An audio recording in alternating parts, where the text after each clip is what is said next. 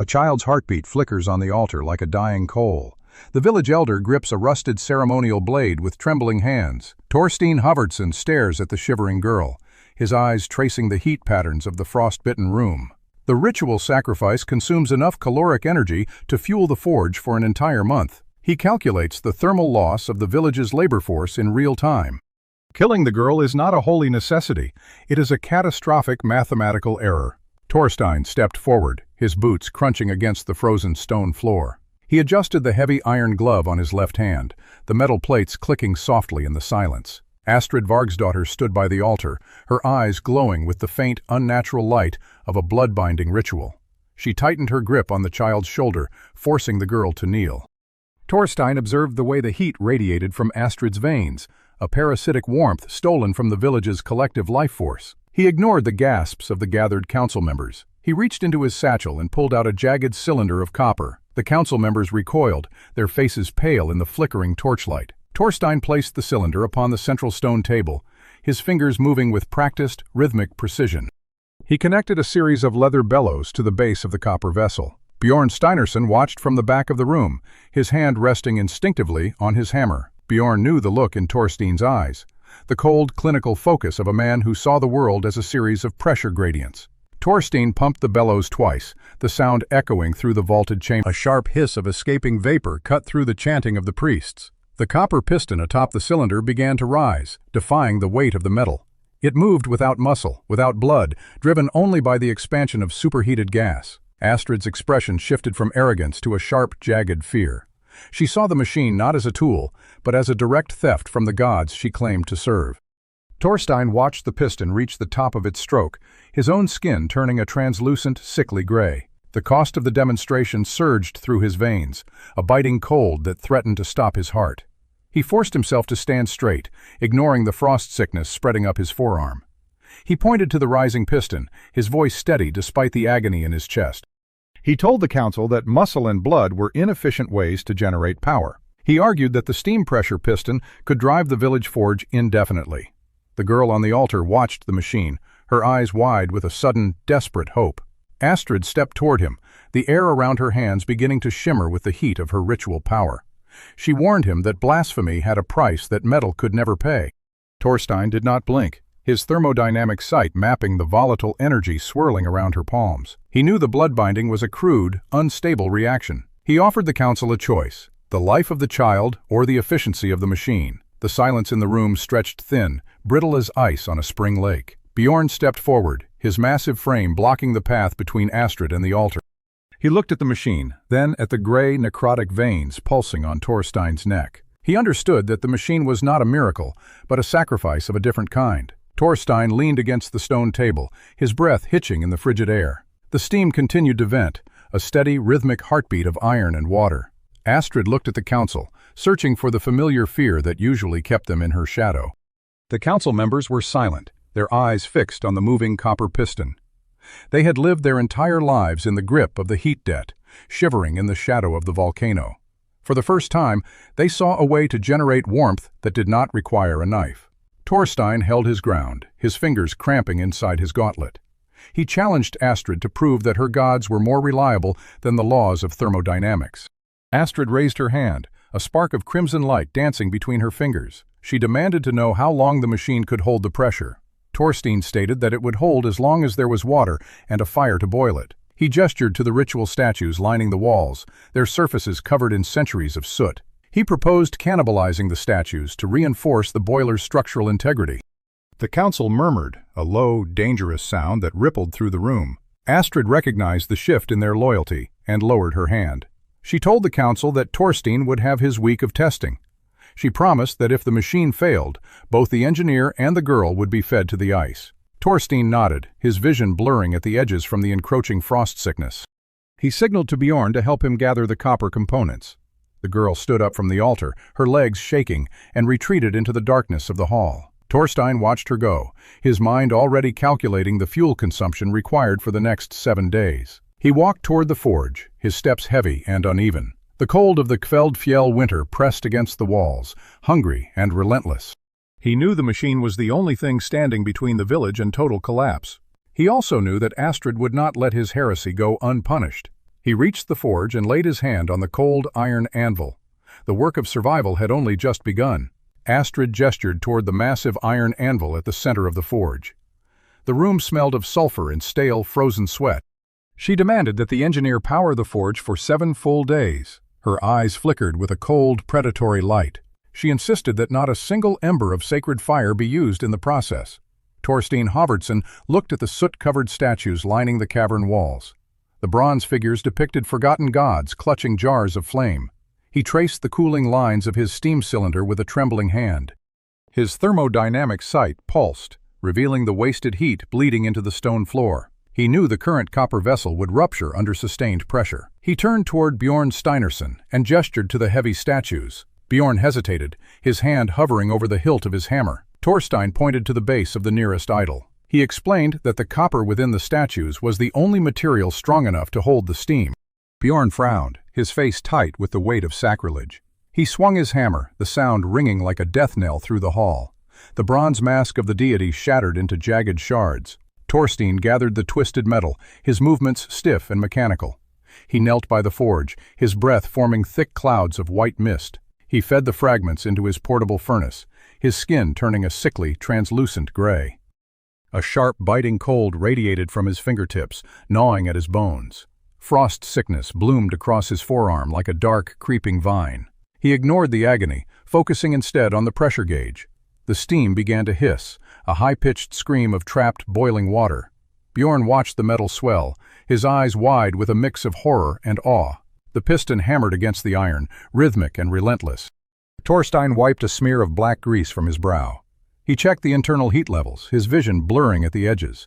He needed more fuel to maintain the output, but his own body was failing. He reached for a chunk of raw coal, his fingers unresponsive and numb.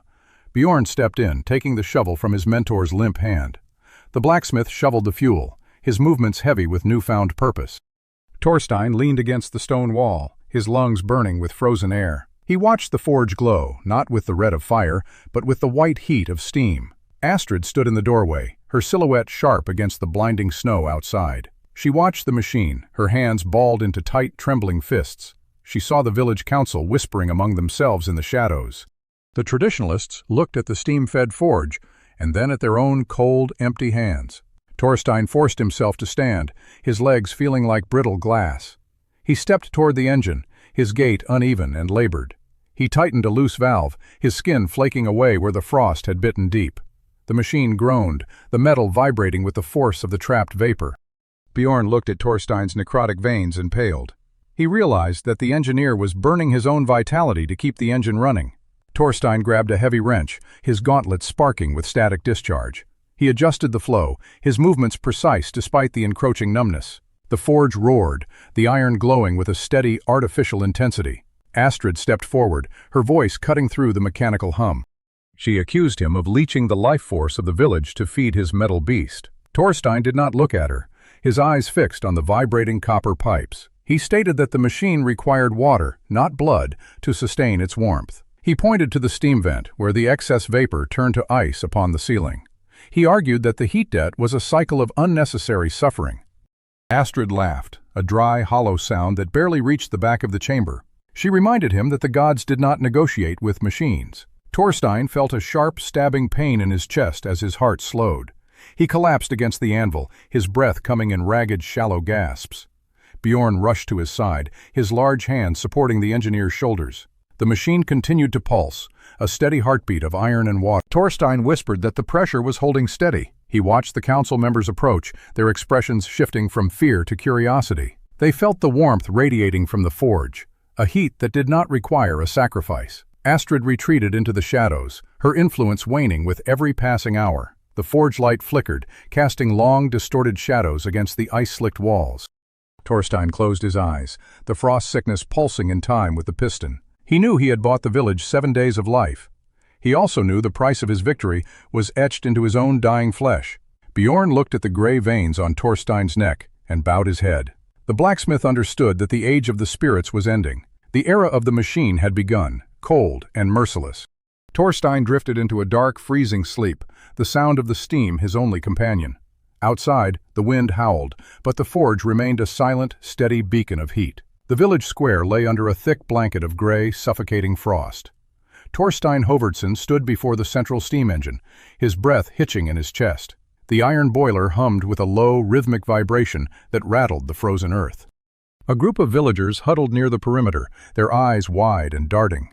They watched the iron pipes with the same fear they once reserved for the volcanic spirits. Bjorn Steinarsson shoveled coal into the furnace, his heavy frame damp with sweat. He glanced at the skeptics, his jaw set in a line of stubborn defiance. Astrid Vargsdottir emerged from the shadows of the longhouse, her gaze sharp as a hunting blade. She walked through the center of the crowd, her hand resting on a talisman of blackened bone. The traditionalists parted for her, their faces etched with deep ancestral resentment. She pointed a slender finger at the hissing pressure valve on the boiler. She warned the villagers that the machine was a thief stealing warmth from the gods. The crowd murmured, their voices rising like the moan of a winter gale. A man in the front row picked up a jagged stone, his knuckles white with tension. Torstein adjusted the pressure gauge, his thermodynamic sight tracking the heat loss in the copper lines. He saw the energy bleeding away, the system straining against the cooling ambient air. He stepped toward the crowd, his gait stiff from the encroaching frost sickness. He declared that the steam was a tool, not a sacrifice, and required no blood to thrive. Astrid laughed, a thin sound that cracked in the biting wind. She whispered that tools did not demand the soul of a man to function. A stone struck the boiler with a dull metallic clang. The machine shivered, the pressure needle jumping into the red zone of the gauge. Torstein lunged to stabilize the flow, but his boot slipped on a patch of slick ice. He fell hard, his fingers brushing the searing hot surface of the copper pipe. The skin of his palm blistered instantly, turning a dull, necrotic gray. Bjorn roared, dropping his shovel to shove back the nearest agitator. The man stumbled, falling into the control lever of the secondary pressure vent. The lever snapped, the metal groaning under the sudden violent release of steam. A high-pitched shriek erupted from the boiler, a sound of tortured metal. White, scalding vapor blinded the square, billowing out like a phantom cloud. Bjorn shielded his face with his leather apron, his skin reddening in the heat. A copper pipe burst near his head, spraying boiling water across his shoulder.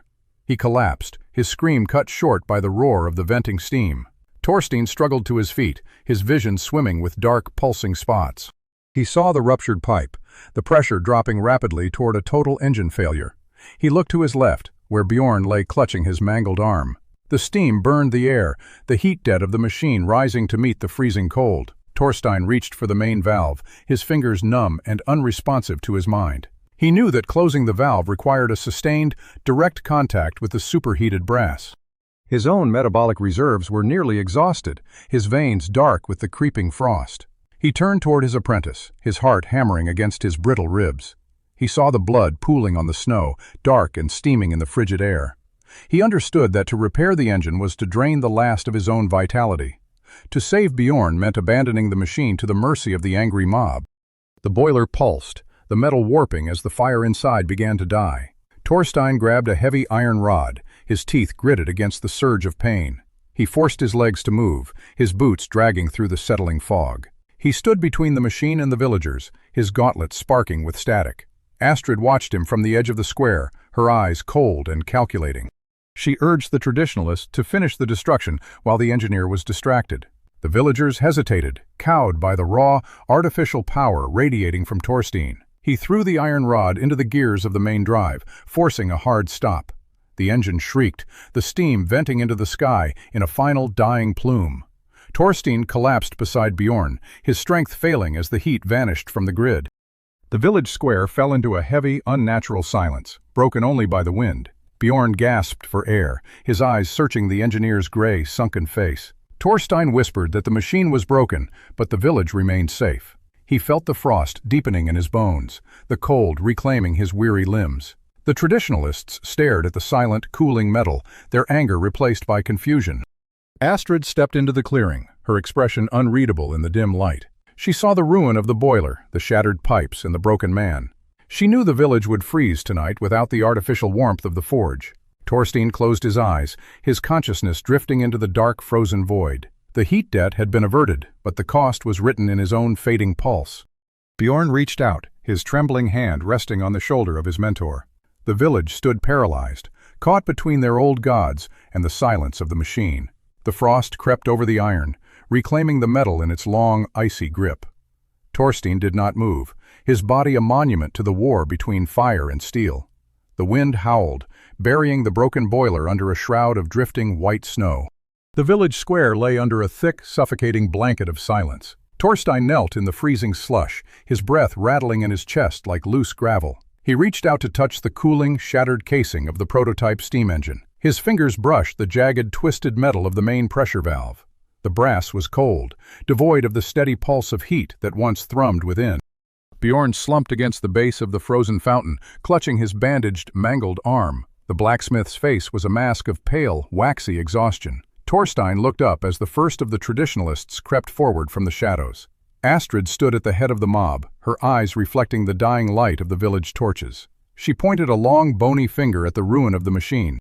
She told the villagers that the metal blasphemy had finally bled the spirit of the earth dry. The crowd surged forward, their boots crunching on the brittle, blood-stained ice. Torstein stood slowly, his legs trembling under the weight of his own failing physiology. He saw the glint of sharpened axes and heavy mining hammers in the hands of the villagers. He knew the prototype was beyond repair, a hollow shell of copper and failed ambition.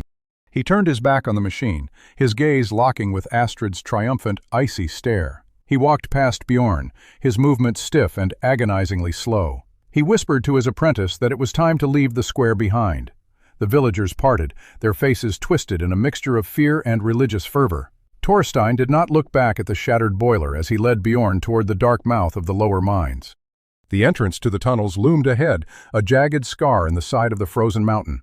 Inside, the air grew thick with the smell of damp earth and sulfur. Torstein fumbled for a piece of flint, his numb fingers struggling to strike a spark. He held the small, flickering flame high, casting long, dancing shadows against the cavern walls. The tunnel stretched deep into the dark, honeycombing the base of the Kveldfjell. He noticed a strange, rhythmic vibration traveling through the soles of his boots. He knelt to press his palm against the cavern floor, his thermodynamic sight flaring to life. A map of heat gradients flickered in his vision, glowing in shades of deep amber and intense violet. He saw a massive subterranean river of heat flowing beneath the frozen rock. The so-called volcanic spirits were nothing more than a series of high-pressure geothermal vents. He traced the thermal lines with his eyes, realizing they led directly toward the village's main sacrificial altar. Astrid had been siphoning this heat for years to fuel her ritual fires. She kept the villagers in a cycle of blood debt to hide the existence of this natural energy. Torstein realized the entire theology of the Kveldfjell was built on a lie of scarcity. He stood up, his heart hammering against his ribs as the implications took hold. He looked at Bjorn, who sat shivering against a damp stone pillar. Torstein explained that the village had never needed the gods to survive the winter. He gestured to the glowing vents, his eyes bright with a dangerous newfound clarity. The heat radiated from the rock, warming the air just enough to stop the creeping frost in his veins. He stripped a piece of copper wire from his torn leather tunic. He began to sketch a schematic in the dust of the cave floor.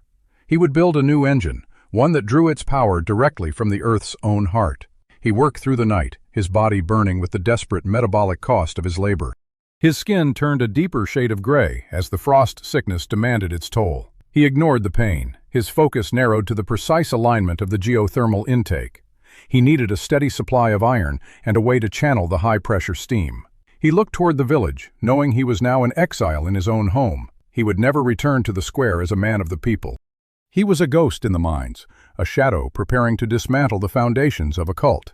Bjorn watched him, his eyes wide as he saw the first signs of steam rising from the crude makeshift pipes. The air in the tunnel began to hum with a low, steady frequency. Torstein felt the pressure building in the system, a stable, constant stream of raw energy. He had no blueprints, no tools, and no allies left in the world above. He had only the cold, hard logic of the machine and the heat of the earth beneath his feet. He reached for the valve on his new, compact boiler, his hand steadying despite the tremor in his muscles. He knew that if he succeeded, the village would no longer need Astrid's blood-soaked altars. He turned the handle, the system hissing as the first blast of steam surged through the iron pipes. The cavern glowed with a soft, steady light, the darkness retreating before the power of the vent. He looked at his hands, the skin still necrotic and cold, but his blood felt warmer than it had in weeks. He was ready to begin the war for the soul of the Kveldfjell. He stepped deeper into the tunnels, leaving the memory of the village behind him. The mountain groaned, as if aware that its deepest secrets were finally being put to work. Torstein hunched over the cold stone floor of the deepest tunnel. His fingers moved with frantic mechanical precision. He assembled the portable steam press from scavenged iron scraps and copper tubing. The device sat before him like a segmented metallic insect. He adjusted the pressure valve with a rusted wrench. A thin gray mist hissed from the primary intake manifold. He wiped a smear of black grease onto his frost-bitten forearm. The thermodynamic sight flickered in his eyes, mapping the heat output. He needed to extract the raw iron veins deep within the mountain wall. His metabolic heat flared, an internal furnace burning against the encroaching chill. He gripped the lever and forced it downward. The piston slammed into the rock face with a sharp, metallic ring. Dust billowed into the stagnant air of the cavern. A jagged chunk of iron ore tumbled onto the cave floor. He reached out to touch the stone, feeling the density of the metal. The machine required a constant rhythmic pulse of steam to function. He fed a handful of dried moss into the miniature firebox. The flames licked the base of the boiler with hungry, orange tongues. He watched the pressure gauge needle climb steadily toward the red zone. He felt the familiar biting sting of frost sickness in his chest. His skin took on the waxy, translucent pallor of a frozen corpse. He needed more calories to sustain the internal energy drain. He reached for a strip of dried meat tucked into his tunic. The meat was tough, tasting of salt and old dusty memories. He chewed slowly, watching the steam press vibrate against the stone. The machine was his silent, efficient answer to the village's demands. He did not need the ritual fires or the blood-stained altars. He only needed the pressure of the earth and the logic of iron. A shadow detached itself from the tunnel entrance behind him. Torstein did not turn, but his eyes caught the movement in the dark. Astrid Vargsdottir stood at the edge of the flickering lamplight. Her eyes burned with a cold, pale fire that defied the shadows. She held a jagged obsidian shard in her trembling white hand, the air around her warped, shimmering with the heat of a blood-binding. She spoke no words, her lips curled into a silent, lethal sneer. Torstein stood up, his joints popping like dry kindling. He reached for the release valve on the portable press. Astrid raised the shard and slammed it into the cavern wall. A shockwave of crimson energy erupted from the impact point. The tunnel ceiling groaned under the sudden violent pressure. Stalactites shattered and rained down like jagged stone spears. Torstein lunged toward his machine as the floor began to heave. He grabbed the lever and yanked it to the emergency position. The boiler shrieked, a high-pitched wail of trapped, superheated steam. He kicked the release valve wide open with his boot. A concentrated blast of white-hot vapor erupted from the exhaust port. The steam expanded instantly, a physical wall of force against the rock. The blast caught the falling debris, shattering it into harmless gravel. Astrid stumbled back, her face twisted in sudden, sharp shock. She had not expected the machine to fight back with such violence. The mountain roared, a deep, tectonic sound that vibrated in his teeth. The ceiling gave way, collapsing in a thunderous roar of granite. Torstein threw himself into the narrow alcove behind the press. He curled into a ball, shielding his head with his armored gauntlet. Rocks the size of boulders hammered against the tunnel floor. Dust filled the air, thick and choking, blotting out the light. The sound of the collapse echoed for an agonizing, endless minute. Then, silence returned, heavy and absolute in the dark. Torstein coughed, his lungs burning with the fine, gritty stone dust. He reached out a hand, finding only solid, unyielding rock. His blueprints, inked on scraps of hide, were buried beneath the debris. The portable press lay crushed, a twisted ruin of bent copper. He sat in the suffocating darkness, his breath coming in shallow gasps. The frost sickness pulsed in his veins, a cold rhythm of decay. He had lost the machine, his tools, and his hard-won designs. He felt the weight of the mountain pressing down on his shoulders. He had expected the cult to act, but not with such total finality. Astrid was gone, vanished into the labyrinthine tunnels of the Kveldfjell. He was alone in the deep, cut off from his own work. He closed his eyes and summoned the thermodynamic sight once more. The cave walls were dark, but faint traces of geothermal heat remained. The vents were still there, pulsing deep within the mountain's heart. He realized the collapse had not extinguished the source of the power. He stood up, his limbs heavy and sluggish from the cold. He began to clear the rubble with his bare, bleeding hands. He needed to find a path, any path, through the mountain's veins. The blueprints were lost, but the mathematics of the steam remained. He understood the pressure, the volume, and the necessary heat ratios. He was an engineer, not a scribe reliant on parchment. He started digging toward the faint violet glow of the geothermal vent. The stone was sharp, biting into his palms with each movement. He ignored the pain, his mind calculating the structural limits of the tunnel. He was in exile, a ghost, and now a prisoner of the earth. He would build again, better and stronger than before. The Kveldfjell would learn that steam was a force they could not bury. He reached a narrow fissure and squeezed his body through the gap. The air on the other side was warmer, smelling of sulfur and wet iron. He stood in a new, untouched cavern, deep beneath the village floor. A massive geothermal vent hissed in the corner of the chamber. It was a raw, untamed well of energy waiting for a master. He looked at his hands, watching the gray frost recede from his skin. He had everything he needed to start the rebellion anew. He began to pile rocks to form a crude, stable foundation. The war for the soul of the mountain was only beginning. Torstein clawed his way out of the narrow granite fissure. His boots crunched onto the frozen, snow-dusted ground of the outer cavern. A heavy, steam-hissing gauntlet encased his right forearm. Copper pipes snaked along the back of his hand, pulsing with faint orange heat. The frost sickness retreated from his fingers as the steam circulated. He looked down at his gray, withered skin beneath the brass plating. The internal boiler in his gauntlet glowed, hungry for his remaining warmth. He climbed the final slope toward the Kveldfjell village gates. The wooden barricades stood silent, covered in a thick layer of rime. No smoke drifted from the communal longhouses. Torstein pushed the main gate open, the wood groaning against the ice. The central plaza sat empty, buried under deep, undisturbed drifts of snow. A small group of villagers huddled near the frozen ritual altar. Their faces appeared gaunt, blue-lipped, and hollowed by starvation. Bjorn Steinarsson slumped against a stone pillar, his eyes dull and unfocused. The smith's hands were black with frostbite, his forge fire long extinguished. Astrid Vargsdottir stood before them, her robes tattered and stained with soot.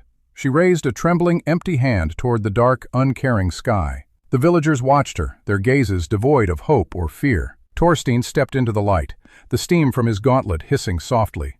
The sharp, metallic sound cut through the oppressive silence of the square. Astrid spun around, her eyes widening at the sight of his mechanical arm. She pointed a shaking finger, accusing him of stealing the village's fire. Torstein ignored her, his eyes scanning the plaza for a heat source. He saw the cold hearths, the empty larders, and the dying children. His internal calculations flagged a critical deficit in their collective caloric intake. He could walk away, leaving them to their self-imposed, ritualistic extinction. The logic of his survival dictated that he preserve his own remaining heat. He looked at Bjorn, who struggled to draw a single, ragged breath. Torstein felt the heavy, rhythmic thrum of his gauntlet against his chest. He stepped toward the center of the plaza, his boots crunching on ice. He knelt by the main conduit that fed the village's heating vents. The stone pipes were cold, cracked, and choked with frozen debris. He dismantled his gauntlet, the copper casing clattering onto the hard floor. He exposed the core, a small, pressurized vessel of his own vitality. Astrid lunged forward, screaming that he was desecrating the sacred vessel.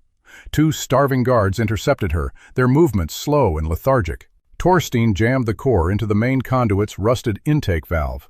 He clamped his bare, freezing hand over the junction to seal it. The metal bit into his skin, drawing blood that instantly turned to ice. He forced his internal heat into the machine, a desperate final transfer. A low, subterranean groan vibrated through the floor of the square.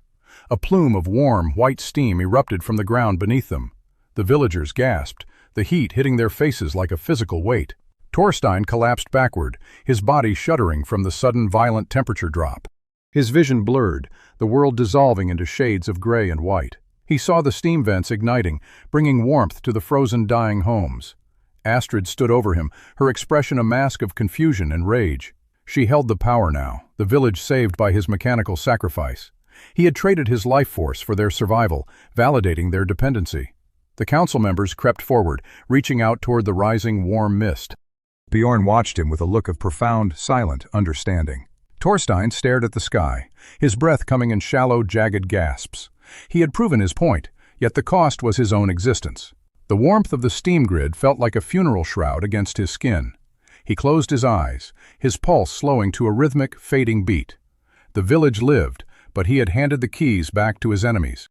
Astrid turned to the council, her voice rising in a triumphant, cold command. She declared the machine a gift from the gods, reborn through her faith. Torstein lay in the snow, a discarded, broken tool of his own design. The cold began to reclaim his limbs, creeping past the reach of his heart. He realized the irony of his choice, the failure of his cold calculation. The village would survive, but they would remain slaves to their own myths.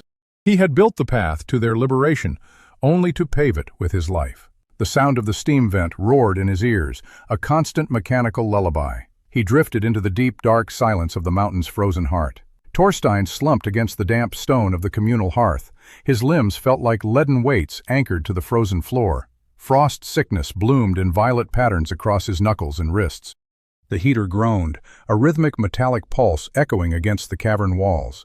Warmth radiated from the copper pipes, melting the rime on the villagers' cloaks. Bjorn knelt nearby, his calloused hands trembling as he touched the heated iron. Astrid Vargsdottir watched from the shadows, her face a mask of cold fury. She gripped her staff, the wood carved with jagged, sacrificial runes. The villagers murmured, their eyes darting between the steaming pipe and their seer. Torstein's vision flickered, the world dimming into a gray, shivering haze. His internal core temperature plummeted, triggering a desperate, involuntary hibernation. Astrid stepped into the center of the plaza, her robes sweeping over the snow.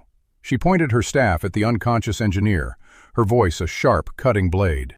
She declared him a demon who stole the warmth of the mountain spirits. The crowd shifted, their fear redirected into a sudden, fanatical hunger for retribution. 2 guards grabbed Torstein, dragging his limp body toward the execution platform. The wooden stage stood atop the frozen ritual altar, slick with ancient ice. They forced him onto his knees, his head positioned over the notched execution block. Astrid stood above him, raising a heavy iron-headed axe high into the air. The villagers screamed, their voices rising in a discordant, rhythmic chant. Bjorn tried to surge forward, but a guard struck him down with a spear butt. Torstein's mechanical gauntlet sparked, the internal pressure gauge needle vibrating wildly. The brass casing grew searingly hot, glowing with a dangerous, unstable orange light. Astrid swung the axe, the blade slicing through the freezing, stagnant air. The gauntlet's safety valve hissed, a jet of superheated steam erupting outward. The platform splintered as the pressure release detonated with the force of a cannon. Astrid tumbled backward, her staff snapping in two against the stone floor. The executioner's axe flew into the darkness, clattering uselessly against a frozen pillar. Torstein remained knelt, the steam cloud swirling around him like a protective shroud. The explosion tore away the facade of the ritual altar, exposing the hidden machinery beneath. Complex bronze piping snaked into the mountain's bedrock, pulsing with a sickly, rhythmic glow. The villagers gasped, staring at the sight of human skulls embedded within the pipe joints. The sacred fire was a lie, a parasitic siphon built to drain the village's vitality. Astrid scrambled to her feet, her face pale as the truth lay bare before the crowd. The pipes hummed with a low, predatory vibration that made the ground tremble. Torstein's eyes snapped open, his thermodynamic sight highlighting the energy theft in bright, jagged lines. He looked at the altar, seeing the heat of the villagers being pulled into the dark earth. Astrid shrieked a command, but the guards stood frozen, staring at the macabre architecture. The myth of the gods had crumbled, replaced by the reality of a cold, mechanical parasite. Torstein struggled to his feet, his gauntlet smoking as the pressure stabilized. He pointed a shaking finger at the exposed core of the altar. He challenged the villagers to see the source of their own slow, agonizing death. Astrid drew a hidden dagger, her eyes wide with the desperation of a cornered predator. She lunged at him, but her movements were sluggish in the thinning, freezing air. Torstein stepped aside, his movements stiff and mechanical from the lingering frost sickness. He struck the main valve with his gauntlet, reversing the flow of the pressure grid. The altar groaned, the bronze pipes rattling as the stolen heat surged back into the room. A blast of warmth hit the plaza, smelling of ozone and ancient trapped rot. The parasitic machinery flared, then burst into a fountain of sparks and shattered glass. The mountain shook, a deep, resonant boom echoing through the tunnels and longhouses. Astrid fell to her knees, her power severed by the destruction of the conduit. Torstein watched her, his expression devoid of pity or triumph. He had saved them from the sacrifice, but the village now stood on the brink of total collapse. The heat source that sustained them was gone, leaving only the biting, lethal cold. Bjorn rose from the snow, looking at the broken altar with a new, hollow understanding. The villagers stood in silence, the weight of their stolen lives hanging in the freezing air. Torstein leaned against a pillar, his gauntlet cooling as the emergency pressure dissipated. He had exposed the cult, but he had also plunged the Kveldfjell into an uncertain, brutal winter. The war for their survival had only just begun. Ash and pulverized stone coated the plaza in a thick, gray shroud. The central altar sat in ruins, a jagged skeleton of bronze and bone. Torstein leaned heavily against a frost-rimed pillar, his gauntlet emitting a faint, dying hum. His breathing hitched, each inhalation burning his lungs with the biting mountain air. Bjorn knelt amidst the debris, his fingers tracing the shattered pipe joints. He looked up, his face etched with the hollow exhaustion of a man who lost his faith. The villagers gathered in the perimeter, their eyes shifting between the cold, dead hearth and their disgraced engineer. Astrid Vargsdottir sat slumped against the dais, her ceremonial robes torn and stained with soot. She clutched a splintered fragment of her staff, her knuckles white against the dark wood. The silence of the Kveldfjell weighed heavier than the mountain snow. Torstein's thermodynamic sight flickered, overlaying the village in ghostly, blue-tinted gradients. He tracked the heat signatures of the survivors, seeing only the dim, fading sparks of their metabolic energy. The ritual fire had vanished, leaving the settlement exposed to the encroaching sub-zero gale. He stepped forward, the mechanical joints of his gauntlet grinding with a harsh metallic rasp. He pointed toward the shattered altar, his hand trembling from the encroaching frost sickness. He told the villagers that the warmth they bled for was never a gift from the gods. The crowd stirred, their whispers rising like the low drone of a trapped insect. Astrid laughed, a dry, rattling sound that echoed against the cavern walls. She hissed that the collapse of the altar invited the wrath of the unseen masters. Torstein ignored her, his gaze locked on the complex, interconnected piping beneath the floor. He recognized the geometry of the conduits, a design far too advanced for a simple sacrificial cult. It was a siphon, a precision-engineered network designed to harvest heat on a massive scale. He realized the Kveldfjell was not a sanctuary, but a controlled testing ground for a larger predator. The villagers were merely livestock, their lives and heat consumed to fuel a distant, unseen machine. Bjorn stood up, his blacksmith's hammer resting heavy against his thigh. He asked how they would survive the coming night without the ritual fire. Torstein gestured to the surrounding peaks, his eyes narrowing as he scanned the horizon. He saw columns of black smoke rising against the pale, icy sky. They were not natural vents, but deliberate signals from the neighboring valleys. He understood then that the blood-binding cult maintained a web of similar sacrificial hubs. The entire region was locked in a cycle of engineered poverty and ritualized death. Astrid stood slowly, her eyes burning with a fanatical dying light. She warned that the masters would not allow their harvest to go cold. Torstein felt a chill that had nothing to do with the freezing atmosphere. He saw his own gauntlet flicker, the orange light of the pressure gauge fading to a dull, ominous gray. He needed resources, steel, and a furnace that did not require human blood to ignite. He looked at the villagers, seeing the potential for a labor force that understood the mechanics of their own liberation. He spoke, his voice cracking like ice under a heavy boot. He promised them a warmth that was theirs by right, not by sacrifice. The people hesitated, their fear of the unknown warring with the reality of their freezing limbs. Bjorn stepped to Torstein's side, his presence a silent, solid anchor in the shifting crowd. He hammered his fist against his chest, a gesture of loyalty that resonated through the plaza. The villagers lowered their heads, the fanatical fervor of the cult beginning to dissolve into pragmatic desperation. Astrid watched them, her influence slipping away as the truth of the broken altar took hold. She retreated into the shadows of the longhouse, a ghost of the old world. Torstein turned his back on her, focusing his sight on the geothermal veins deep within the mountain.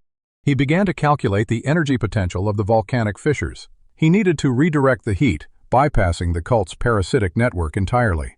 The gauntlet sparked, a sharp, white-hot discharge that singed the sleeve of his heavy cloak. He winced, the pain of the frost sickness radiating from his wrist to his shoulder. He ignored the agony, his mind mapping the structural requirements for a primitive heat exchanger. The horizon darkened as a storm front rolled over the Kveldfjell.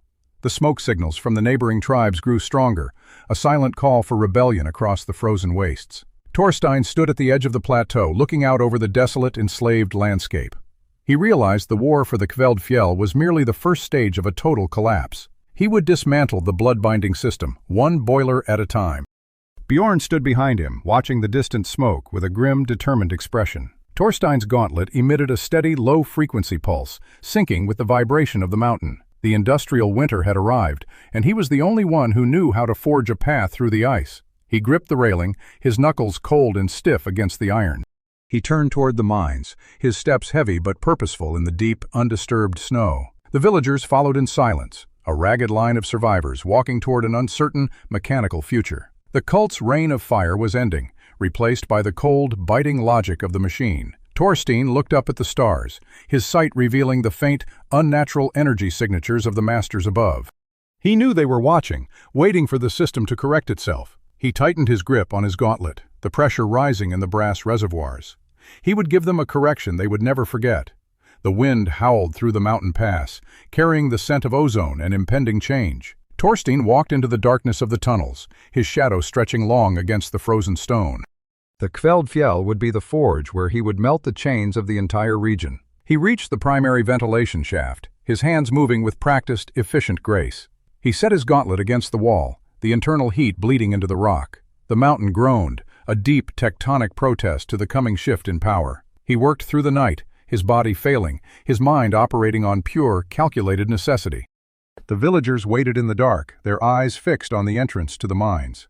They were no longer subjects of a seer, but students of a new, cold reality. Torstein emerged at dawn, his skin pale and translucent from the intensity of his labor. He held a small, glowing iron regulator in his hand, the first component of their new, independent grid. He placed it into the central conduit, the metal singing as it locked into place. A low, steady hum began to rise from the floorboards, a sound of artificial, controlled warmth. The villagers gasped, the heat blooming in the air like a sudden spring. It was not the erratic, blood-fueled fire of the cult, but the consistent, reliable energy of a steam press. Torstein collapsed to his knees, his gauntlet finally silent and cold. Bjorn caught him, his hand steadying the engineer as the frost sickness took its toll. They had survived the night, and they had claimed the means of their own survival. Astrid appeared at the entrance to the plaza, her eyes wide with disbelief at the persistent, steady warmth. She realized the power of the gods had been replaced by the reach of a man. Torstein looked at her, his vision blurring as he slipped into the edge of his metabolic hibernation. He had won the first battle, but the war for the region had only just begun. He watched the horizon, his sight tracking the smoke signals that still flickered in the distance. The other tribes were waiting, watching the Kveldfjell for a sign of weakness or victory. He would lead them all out of the cold, regardless of the cost to his own flesh. The mountain stood silent, a frozen tomb for the old world and a cradle for the new. Torstein closed his eyes, his breathing slowing to a mechanical, rhythmic pace. The industrial winter had begun in earnest, and the gears of rebellion were finally in motion. Torstein sat at a heavy oak table, his fingers tracing the grain of a rough parchment blueprint. The room smelled of charcoal, ozone, and the metallic tang of cooling iron. Bjorn stood by the forge, his massive arms crossed over a leather apron blackened by soot. 5 younger blacksmiths watched them, their eyes wide with a mixture of terror and curiosity. Torstein held up a small brass valve, turning it slowly under the dim light of a flickering lantern. He explained the concept of pressure differentials, his voice raspy and thin. The apprentices leaned forward, watching as he moved the piston within a glass cylinder. Torstein's hand trembled, a faint gray pallor spreading from his fingertips toward his wrist. He gripped the table to steady himself, the frost sickness pulsing beneath his skin like dark, frozen veins. Bjorn reached out, his hand hovering near Torstein's shoulder, but he did not offer help. They both knew the cost of this knowledge was being paid in Torstein's own metabolic heat. Torstein tapped the diagram with a calloused finger, pointing to the intake manifold. He signaled for the lead apprentice to replicate the shape, using a piece of soft, malleable copper. The boy hammered the metal, the rhythmic clang echoing through the cavernous workshop. Torstein leaned back, his breath hitching as a wave of artificial cold washed over his chest. He forced himself to ignore the creeping numbness, focusing instead on the geometry of the steam box. The apprentice presented the finished valve, a clumsy but functional imitation of Torstein's design. Torstein took it, his grip weak, the metal biting into his icy, unresponsive palm. He placed the valve into the test rig, his movements slow and agonizingly precise. Steam hissed from the junction, a thin white plume that vanished into the freezing air of the Kveldfjell. The cylinder moved, the piston sliding with a sharp metallic click that signaled success. The apprentices cheered, their voices muffled by the thick stone walls of the mountain hideout. Torstein allowed himself a small, weary smile, his eyes fixed on the steady, rhythmic expansion of the machine. He was teaching them to build a future that required no blood, only the cold, unyielding logic of steam. Outside the heavy iron doors, the wind began to howl with a sudden, unnatural intensity. The torches lining the tunnel walls flickered and died, plunged into a deep, suffocating gloom. Torstein stood up, his legs buckling, his gaze snapping toward the entrance. His thermodynamic sight flared, revealing a jagged, violent energy signature approaching the village. The air in the room grew heavy, charged with the static of a ritualistic predatory magic. The massive doors groaned, the metal hinges straining against a force that felt like a physical hammer. Astrid Vargsdottir stepped into the flickering light, her robes stained with the dark, dried remnants of the old rituals. She looked at the steam press, her expression one of cold, detached amusement. Behind her, a figure emerged from the shadows of the tunnel, towering over the blacksmiths. The man was massive, his skin etched with glowing crimson runes that pulsed with a rhythmic, sickening light. His eyes were hollow pits of fire, his movements fluid and unnervingly fast. He was a chosen, a vessel for the bloodbinding, his strength amplified by the very ritual Torstein had dismantled. The blacksmiths scrambled back, their hammers clattering to the stone floor in a sudden panicked heap. Bjorn stepped in front of Torstein, his smithing hammer raised in a desperate defensive stance. The chosen didn't hesitate, his fist smashing through the solid oak table with a deafening crack. Wood splinters exploded into the air, the force of the blow sending the apprentices tumbling toward the walls. Torstein reached for his steam gauntlet, but the brass reservoirs were empty, drained by his earlier demonstration. He clutched his chest, the frost sickness surging as his body struggled to generate even a spark of warmth. Astrid walked toward the central boiler, her hand outstretched as if to extinguish the very concept of the machine. She whispered a command, and the runes on the chosen's arms flared with a blinding, searing heat. The air in the room warped, the temperature spiking as the blood-binding began to tear at the atmosphere. Torstein watched the pressure gauge on the wall, the needle twitching toward the red danger zone. He realized the chosen was not just a warrior, but a walking furnace of volatile, sacrificial energy. The chosen lunged, his fingers closing around Bjorn's throat and lifting the blacksmith into the air. Bjorn gasped, his face turning a deep, bruised purple as the heat from the chosen's skin began to sear his flesh. Torstein forced his legs to move, his mind racing through the physics of the room. He scanned the floor, his sight locking onto the copper piping that fed the central heat exchanger. If he could force a rupture, he could vent the high-pressure steam into the chosen's path. It was a gamble that would destroy his months of work and leave him utterly defenseless.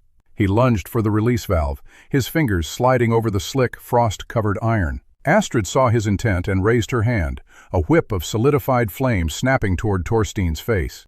He ducked, the heat singing his eyebrows, the scent of burning hair filling his nostrils. He reached the valve, his hand locking onto the rusted wheel, his muscles screaming in protest. He twisted, the metal groaning as the pressure built, the pipe bulging like a living vein. The chosen dropped Bjorn, turning his head toward Torstein with a slow, predatory grace. Torstein didn't look at him, his focus entirely on the mechanical failure he was about to unleash. He pulled the lever, the safety seal snapping with a sound like a gunshot. A geyser of superheated steam erupted from the pipe, a white, roaring dragon of scalding vapor. The chosen was caught in the blast, his skin sizzling as the steam stripped away the protective layers of his magic. He let out a sound that was less a scream and more a grinding of tectonic plates. Astrid retreated, her face twisted in rage, her control over the ritual wavering in the face of pure physical force. The workshop filled with fog, visibility dropping to nothing as the temperature plummeted back toward the freezing baseline. Torstein collapsed onto the wet floor, his energy spent, his body shivering uncontrollably. Bjorn crawled toward him, his hands shaking as he gripped Torstein's shoulder to keep him upright. The chosen stood in the center of the steam, his body smoking, his runes fading into dull, charred ink. He looked at his own hands, then at Torstein. The chosen followed her, his steps heavy and uneven, his power clearly diminished by the encounter. Torstein leaned his head against the cold stone, his vision blurring into a tapestry of fading gray energy gradients. The apprentices gathered around them, their faces pale, the reality of their situation sinking in. They had survived, but the machine was ruined, a twisted wreck of copper and brass. Torstein looked at the shattered remains of his life's work, his breath coming in shallow, ragged puffs. He knew the chosen would return, and he knew he had nothing left to defend the school. He closed his eyes, his mind already calculating the path toward a more efficient, portable design. The rebellion had begun, and the price of survival was only going to increase from this point forward. He felt the cold deep in his marrow, a reminder of the unending winter that waited outside. Bjorn watched the tunnel entrance, his grip on his hammer tight, his jaws set in a line of grim resolve. The blacksmiths began to gather the scraps of metal, their movements slow but deliberate, driven by a new, hardened focus. The mountain groaned around them, the geothermal veins pulsing with a rhythm that felt like the heartbeat of a sleeping giant. He would build again, and he would make sure that next time the machine was strong enough to break the gods. The darkness of the quelled fjell swallowed the workshop, leaving only the sound of distant, freezing wind. Torstein did not stir, his body conserving every scrap of heat for the labor that lay ahead. The forge remained cold, but the spirit of the engineers had been tempered in the heat of the conflict. Survival was no longer a question of sacrifice, but a question of engineering, and Torstein Halvordsson had a lifetime of lessons left to teach. The pressure gauge on the workshop wall vibrated with a low, rhythmic hum. The needle hovered in the red zone, trembling against the thin glass casing.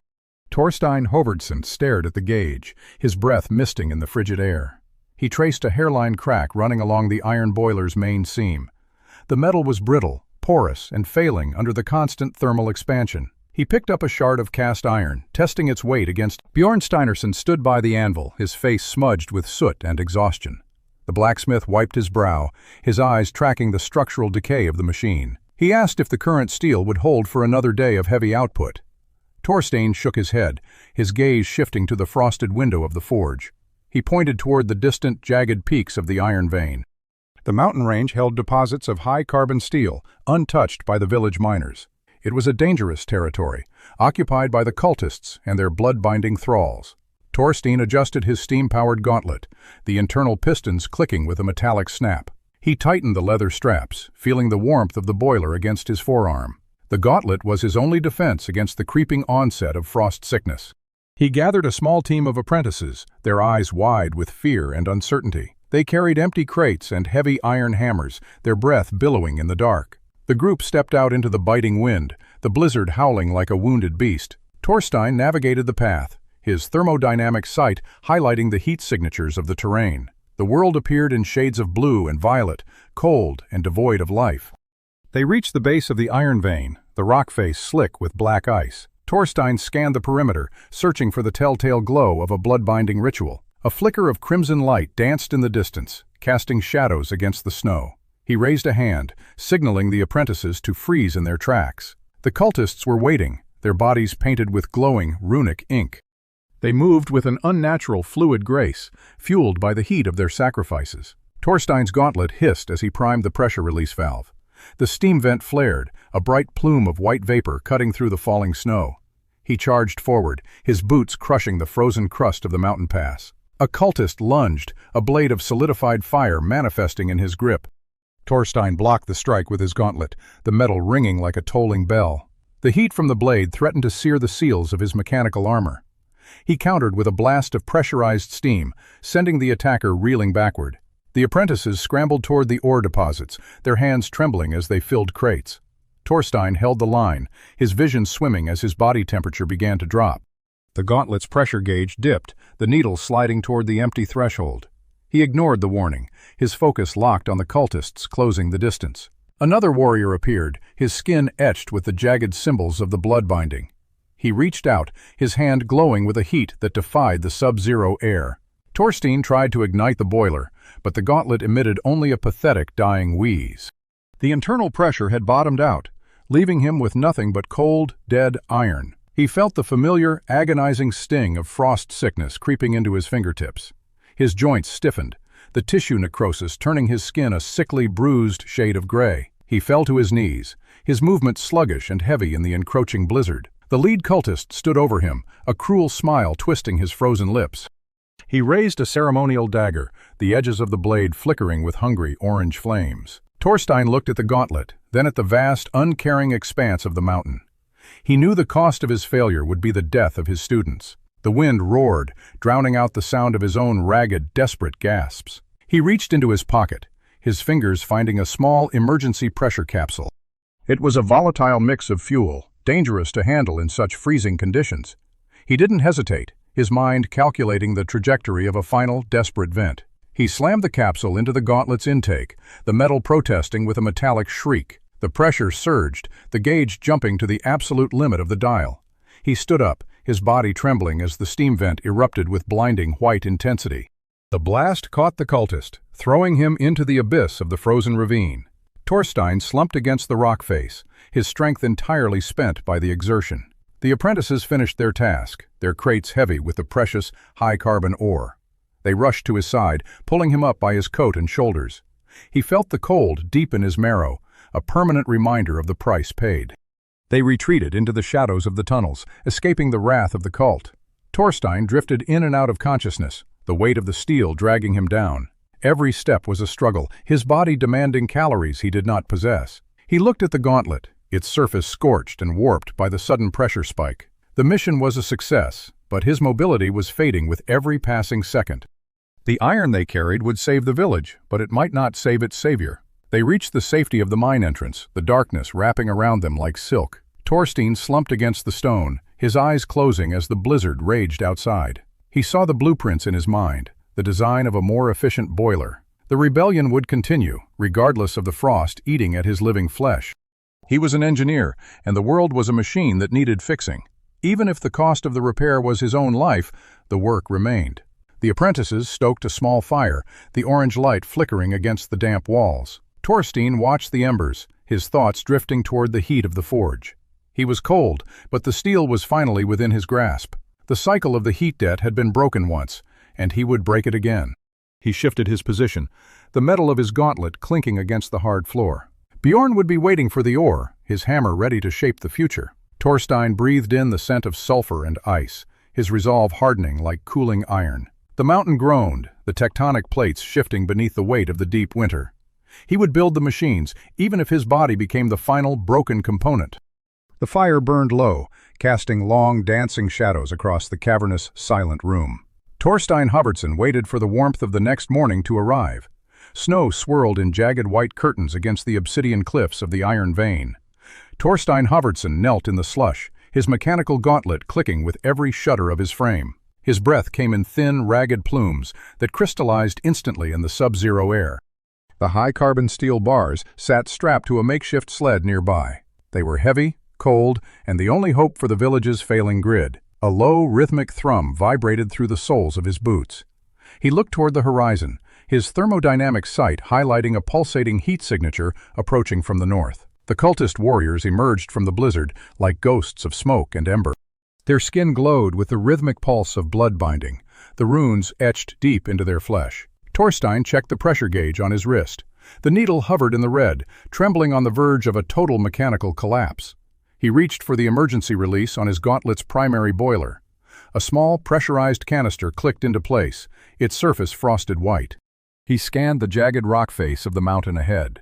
A thin, natural fissure ran vertically along the cliff, leading directly into a geothermal pocket. He lunged forward, his boots skidding on the slick, frozen shale. The lead cultist raised a hand, a sphere of liquid fire coalescing in his palm. Torstein fired his steam vent directly into the mountain's fissure.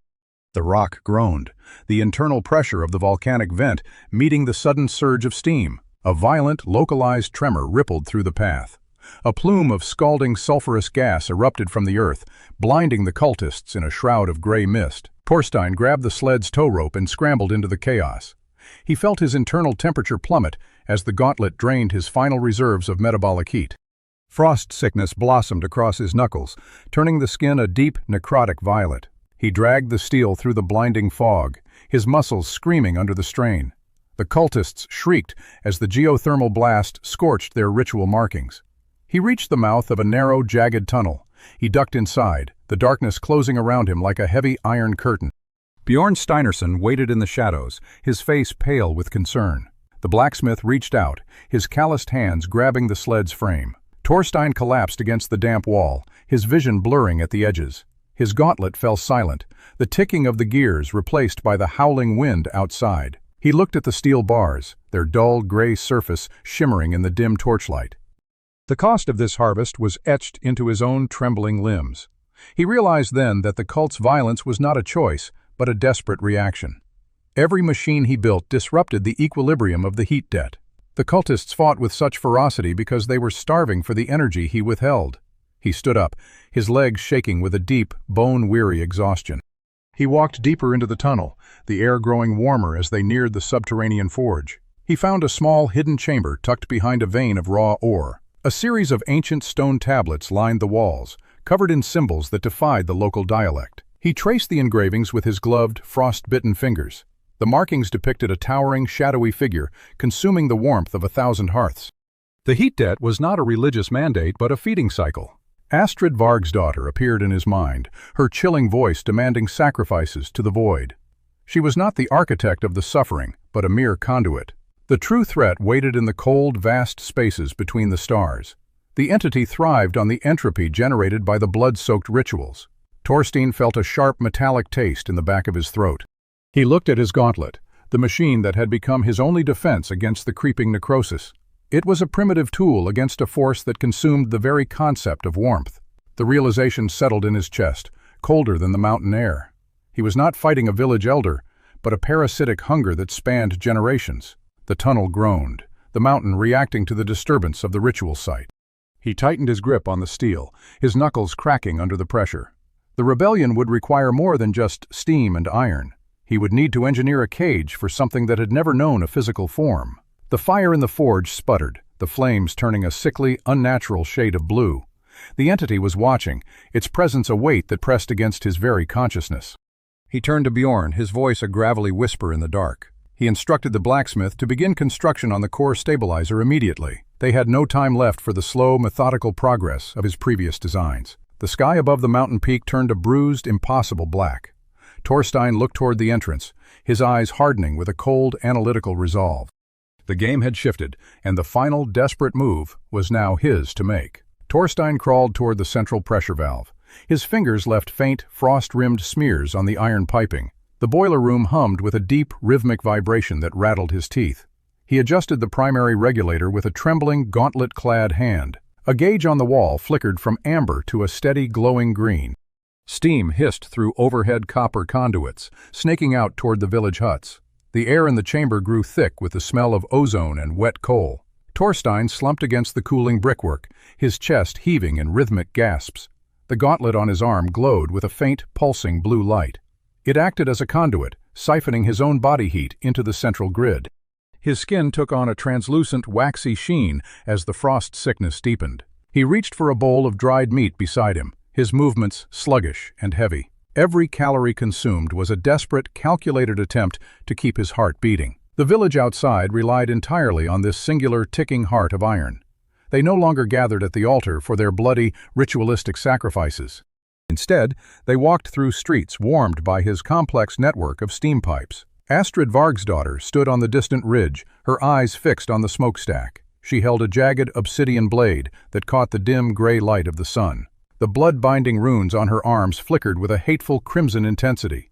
She sensed the weakness in the grid's foundation, a pulse that wavered with his breath.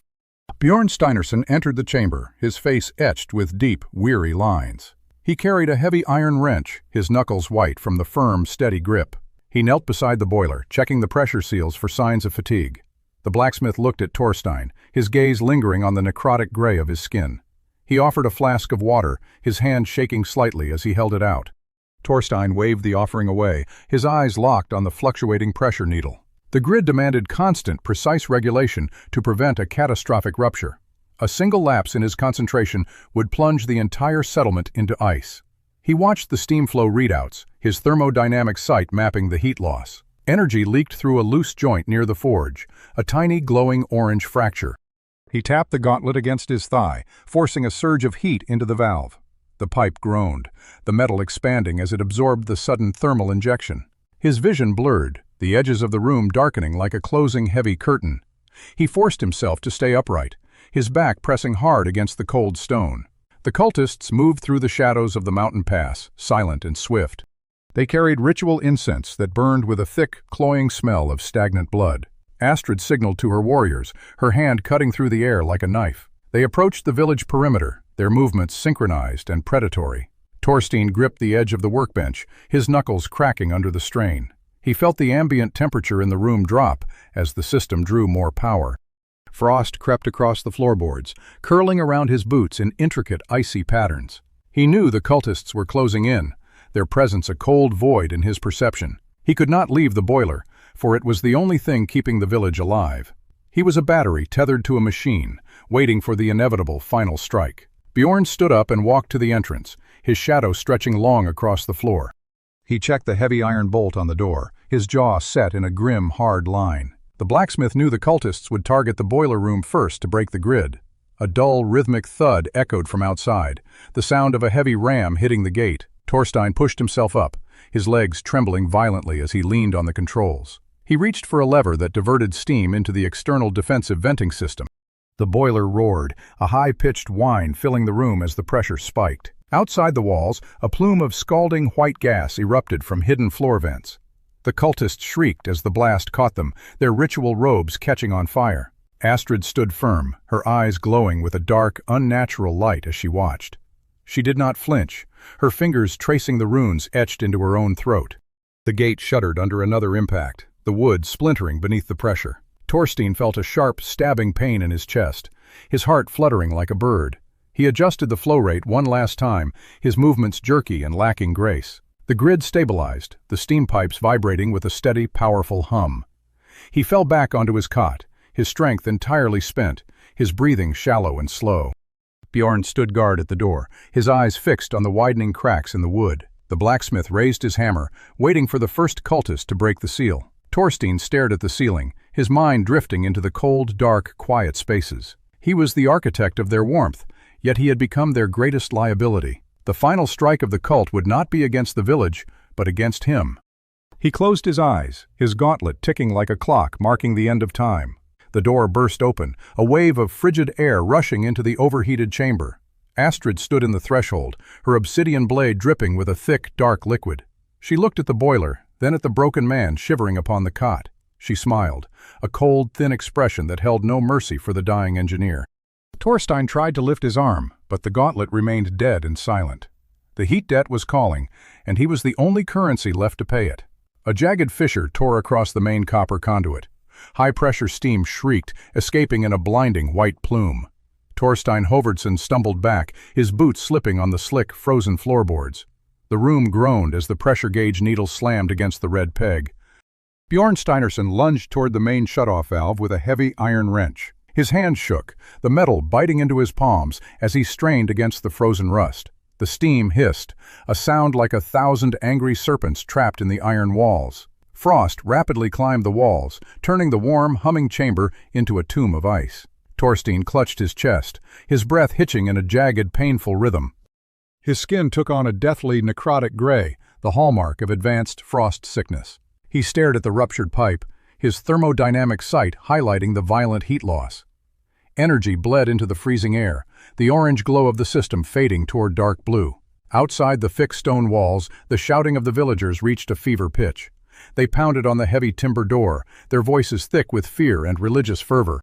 Someone screamed that the engineer's godless machines had finally betrayed them. Torstein reached for the control console, his fingers stiffening as his internal heat plummeted. He needed to vent the excess pressure, or the entire grid would detonate. He pulled a rusted lever, but the mechanism jammed in a pile of jagged ice.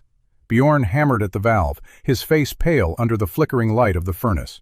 He shouted for Torstein to move, but his voice was swallowed by the roaring steam. Torstein ignored the pain in his chest, his vision blurring at the edges. He shoved his bare hand into the vent, the metal searing his frost-bitten skin. The heat debt clawed at his bones, demanding a price he could barely afford to pay. He channeled his remaining vitality into the valve, forcing the stubborn gears to turn. The pipe groaned, the metal screeching in protest as it finally snapped into place. The steam flow stabilized, the ear-splitting whine dropping to a dull, low-frequency hum. Torstein collapsed against the boiler, his body shivering uncontrollably in the sudden silence. The door burst open, a mob of villagers flooding the chamber with torches held high. They carried crude iron clubs, their eyes wide with the madness of the starving. Astrid Vargsdottir stepped through the crowd, her silhouette sharp against the blinding snow outside. She pointed a gloved finger at the steaming boiler, her expression one of cold triumph. She accused the engineer of draining the village's lifeblood to feed his own vanity. The villagers surged forward, their torches casting long, flickering shadows on the damp stone.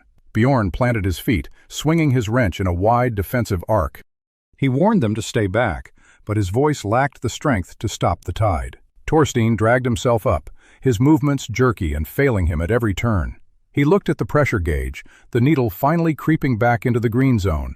The grid was saved, but the village had already turned its back on his legacy. He felt the cold deep in his marrow, a heavy weight that anchored him to the floor. Astrid watched him with pity, her obsidian blade catching the dim orange furnace light. She claimed the spirits of the mountain were finally reclaiming their stolen heat. Torstein tried to speak, but only a thin, rattling cough escaped his blue-tinted lips. He looked at the intricate network of pipes, his life's work now a target for destruction. The mob hesitated, the heat of the boiler still radiating a comforting, artificial warmth. They were caught between their hunger and the survival he had engineered for them. Bjorn stared at the villagers, his jaw set in a line of grim, defiant resolve. He shielded Torstein with his own body, refusing to let the mob reach the controls. The silence stretched, broken only by the rhythmic, steady pulse of the steam-driven heart. Torstein closed his eyes, his consciousness drifting into the dark, quiet void of exhaustion. He had built a future for them, but they preferred the safety of their ancient chains. The frost on his skin began to melt, replaced by the damp chill of the mountain air. He was the battery that kept their world from freezing, and he was nearly empty. Astrid stepped toward him, her footsteps soft on the cold, soot-covered stone floor. She reached for the steam gauntlet on his arm, her eyes burning with a dark intensity. She intended to tear the machine from his flesh and return the power to the spirits. Torstein's hand twitched, his thermodynamic sight detecting the surge of blood-bound energy in her veins. He knew she would kill them both to satisfy the hunger of her unseen master. He focused on the boiler, calculating the exact amount of pressure needed for a release. A small, hidden vent near his feet hissed, releasing a sudden, hot blast of steam. The villagers scattered, screaming as the scalding mist obscured their vision of the chamber. Astrid stumbled back, her ritual robes catching on the sharp edge of the iron forge. Torstein grabbed the control wheel, his strength flickering like a dying, guttering candle flame. He cranked it hard, the entire room vibrating as the boiler shifted its internal load. The pipes hissed in harmony, a symphony of industrial pressure that filled the small space. He needed time to recover, to feed his starving cells with the heat of the machine. He looked at Bjorn, his eyes conveying a silent, desperate command to hold the line. The blacksmith nodded, his knuckles white as he braced himself against the heavy door. Torstein slumped back against the warm iron casing, his breathing becoming shallow and slow. He was an engineer in a world that feared the logic of his own design. The grid hummed, a persistent mechanical heartbeat that kept the village alive through the night. Outside, the wind howled, a reminder of the endless winter that waited for them all. He was the only thing standing between the Kveldfjell and the silent, absolute cold. He watched the pressure needle, his fate inextricably tied to the health of the machine. The mole who had sabotaged the pipe remained hidden, somewhere in the shadows of the room. Torstein scanned the faces of the villagers, looking for a sign of betrayal or fear. They were all terrified, their belief systems shattering under the pressure of his steam-driven reality. He knew the cult would try again, their desperation growing with every passing freezing day. He had to refine the design, to make the grid resilient against the folly of man. His gauntlet ticked, a small, rhythmic sound that marked the passing of his remaining time. He was a ghost in the machine, fading into the iron and the hot, white steam. Bjorn checked the lock on the door, his gaze lingering on the flickering orange light. He knew they were running out of time, their resources dwindling toward a final collapse. Torstein reached out, his hand trembling as he traced the cold steel surface of the boiler. He had sacrificed everything to build this heat, and he would die to keep it. The room grew quiet, the only sound the steady, rhythmic cycle of the steam engine. He watched the shadows dance, wondering if his rebellion would end in fire or ice. The grid was a fragile thing, a temporary defiance of the entropy of the world. He stood up, his legs buckling, but he forced himself to stand straight and tall. He looked at Astrid, his eyes cold, analytical, and completely devoid of any divine fear. She saw the monster she had claimed he was, but he only saw a flawed system. He was the engineer, and he would keep the fire burning until the very end. The village waited, shivering in the dark, unaware that their savior was slowly dying. He gripped the valve, his heart hammering against his ribs in a syncopated, erratic beat. He would repair the breach, regardless of the cost to his own failing, broken body. The iron was cold to the touch, but the heat inside promised a fleeting life. He was the architect of their warmth, and he would not let the pipe fail. He began the repair, his movements precise, calculated, and driven by a singular cold logic. The villagers watched in silence, their torches dimming as the steam filled the cold air. He was the only thing standing between them and the long, dark, and frozen winter. The grid hummed, a low, steady vibration that promised another hour of borrowed, stolen life. He worked through the pain, his focus narrowing to the singular metallic point of failure. The frost sickness retreated, leaving him hollow, empty, and ready for the next cold strike. He was the machine, and the machine was the only truth left in the world. The central boiler rattled against its iron mountings. Torstein wiped a smear of black grease from his forehead. He stared at the pressure gauge, the needle vibrating in the red zone. Defense was a hollow promise in a land of predators. He unrolled a coil of copper wire across the workbench. Bjorn stood nearby, his hammer resting heavily against his leather apron. The blacksmith watched the strange, linear alignment of the new iron tubes. Torstein pointed to the magnetic array mounted on the cooling fins. He explained that kinetic force required a focused point of impact. Bjorn nodded, his gaze lingering on the heavy iron slugs piled nearby. The village perimeter glowed with the orange light of the steam grid. Torstein activated the primary valve with a sharp metallic click. A low-frequency hum resonated through the floorboards of the forge. He adjusted the tension on the magnetic coils with a steady hand. The prototype railgun groaned under the sudden surge of thermal pressure. He watched the steam venting sequence through his thermodynamic sight. Blue and orange gradients swirled within the iron housing of the weapon. The system was efficient, lethal, and entirely devoid of divine favor. He checked the alignment of the sights toward the mountain pass. Astrid approached the entrance to the inner sanctum with measured steps. Her ritual robes shimmered with the faint crimson residue of blood binding. She stopped, her eyes narrowing at the lethal geometry of the new machines. Torstein did not turn, his focus fixed on the cooling manifold. He asked her if she truly believed the gods required their starvation. Astrid stepped into the light, her face a mask of weary defiance. She gestured toward the distant frozen peaks of the Kveldfjell. She claimed that the hunger of the entity was not a choice. Torstein tightened a bolt, his knuckles white with the strain of the exertion.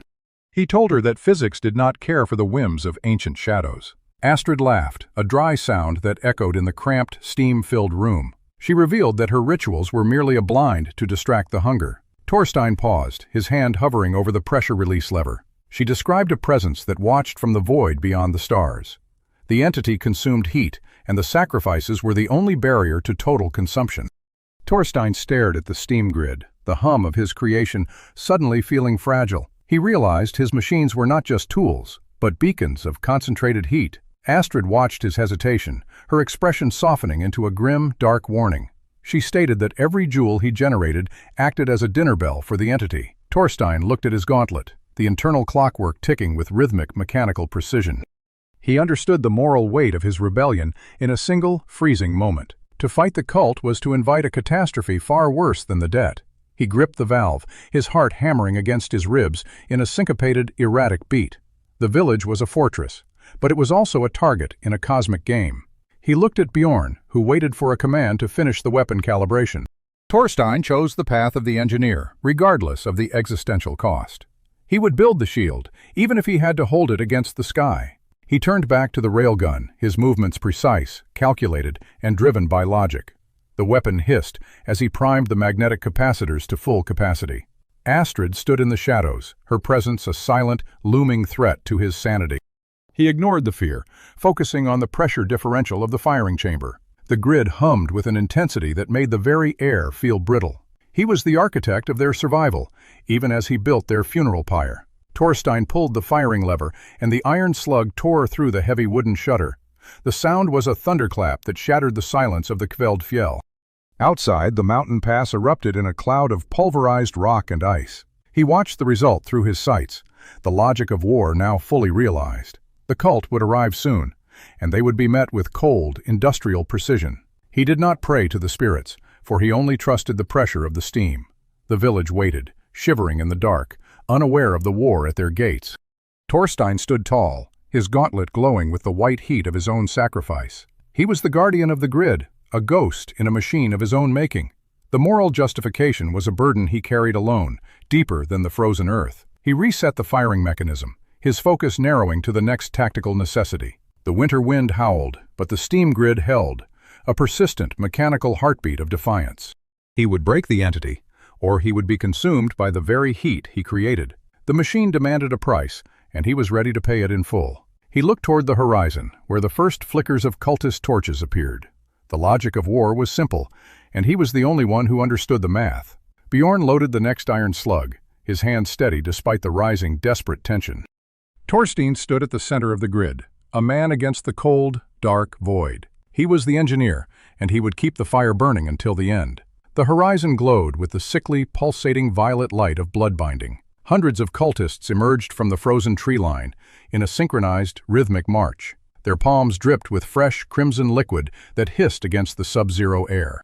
Torstein gripped the cold iron handle of the main pressure valve. His thermodynamic sight painted the world in jagged, terrifying gradients of encroaching entropy. The village perimeter hummed with the strained, high-pitched whine of the steam grid.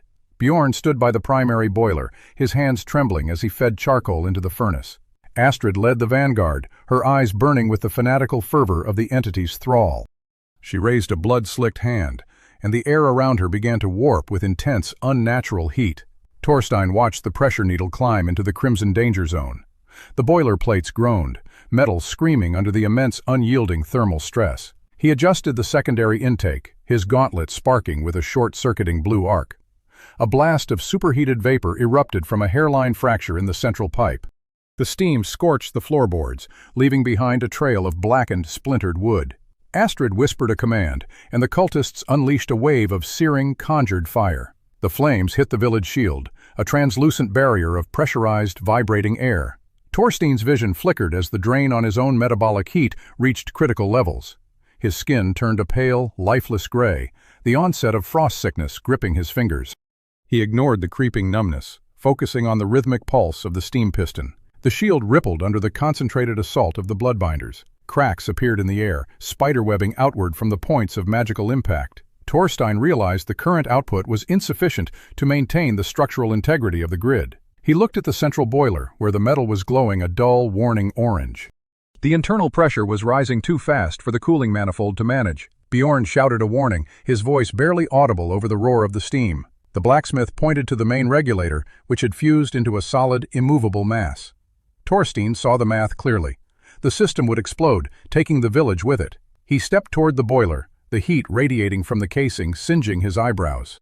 He gripped the manual release valve, his gauntlet locking into the rusted, vibrating lever. The metal bit into his palms, the cold of his own flesh fighting the blistering heat. He needed to create a permanent vent to the geothermal core beneath the Kveldfjell. He reached for his belt, pulling out a heavy, tempered steel spike. He jammed the spike into the pressure housing, creating a new, jagged orifice for the steam. The explosion of pressure sent him reeling backward, his back slamming into the stone wall. A geyser of white-hot steam shot upward, tearing through the roof of the forge. The sky above the village lit up, a pillar of fire connecting the earth to the clouds. The cultists recoiled, their blood fire extinguished by the sheer force of the geothermal blast. Astrid screamed as the raw, unrefined energy surged through the ground beneath her feet. Torstein remained pinned to the wall, his gauntlet white-hot and smoking. He watched the pressure gauge drop, the needle finally retreating from the red zone.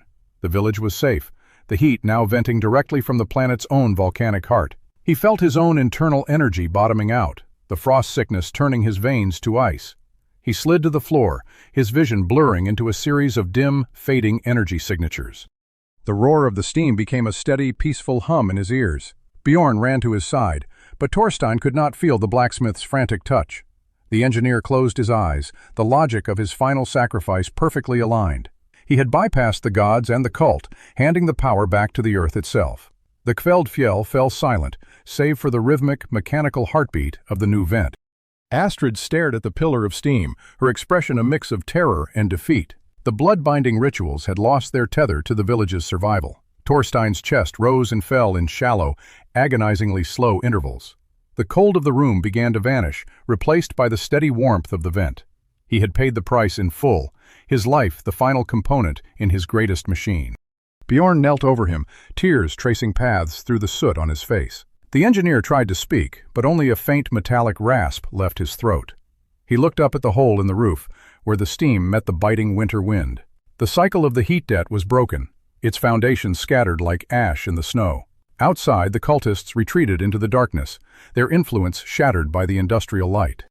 The village survivors emerged from their homes, looking up at the eternal golden steam. Torstein felt the last of his heat fade, his consciousness drifting into the deep geothermal hum. The machine he had built would run long after his own pulse stopped. He was no longer just an engineer.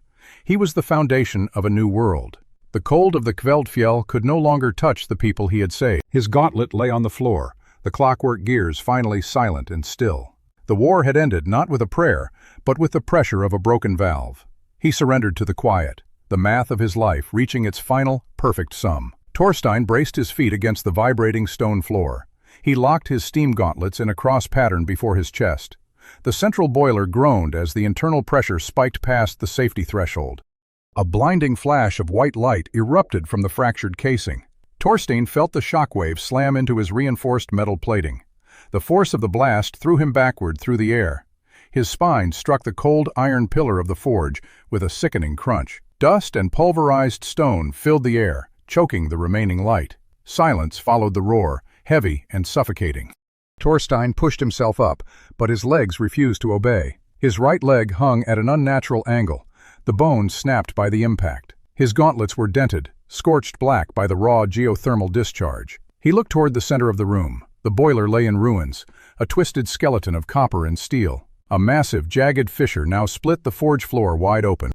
Vibrant golden steam roared upward from the planet's deep volcanic heart. The village shield flickered, then stabilized as the vent took over the load. Bjorn crawled from behind a pile of rubble, his face smeared with soot. The blacksmith looked at the vent, then at Torstein's broken body. Torstein pointed toward the village, signaling for the survivors to evacuate. He dragged his ruined body toward the edge of the geothermal crack.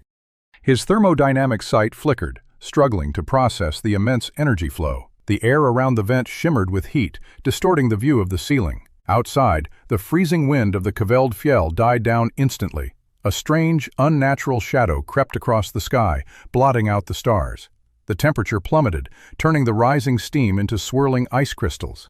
Torstein watched as frost crawled across the stone walls, defying the geothermal heat. The light from the vent began to dim, suppressed by an incoming darkness. He felt a presence, cold and ancient, pressing against his consciousness. The entity had sensed the liberation of the planet's core. It hungered for the heat that Torstein had just unleashed. The village floor buckled as the ground began to freeze solid. Bjorn gasped, his breath visible in the air as a thick, white mist.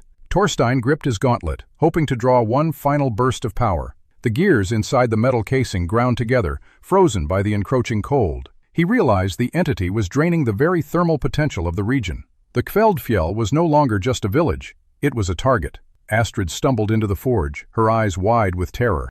She clutched her staff, but the wood shattered in her hand from the cold. The cultists' rituals were useless against this void. Torstein looked at the jagged hole in the roof, where the black sky swirled. He needed to stabilize the vent before the entity fully manifested. He reached into his utility pouch, pulling out a handful of brass rivets. His fingers were numb, stiffened by the rapid onset of frost sickness. He crawled toward the main control valve, his broken leg trailing behind him. The metal floor bit into his skin, icy and sharp. He wedged the rivets into the pressure regulator, forcing the valve to remain locked open. The golden steam surged, fighting back against the encroaching shadow. A low, guttural vibration shook the foundation of the entire mountain. Torstein felt his own internal heat fading, his metabolic reserves exhausted. He slumped against the hot pipe, seeking warmth to sustain his failing heart. The shadows coalesced above the vent, forming a mass of swirling, ink-black smoke. It reached down, its tendrils snuffing out the lanterns one by one. Bjorn grabbed a heavy hammer, swinging it blindly at the encroaching dark. The steel passed through the smoke without resistance. Torstein saw the math of the encounter, the cold versus the core.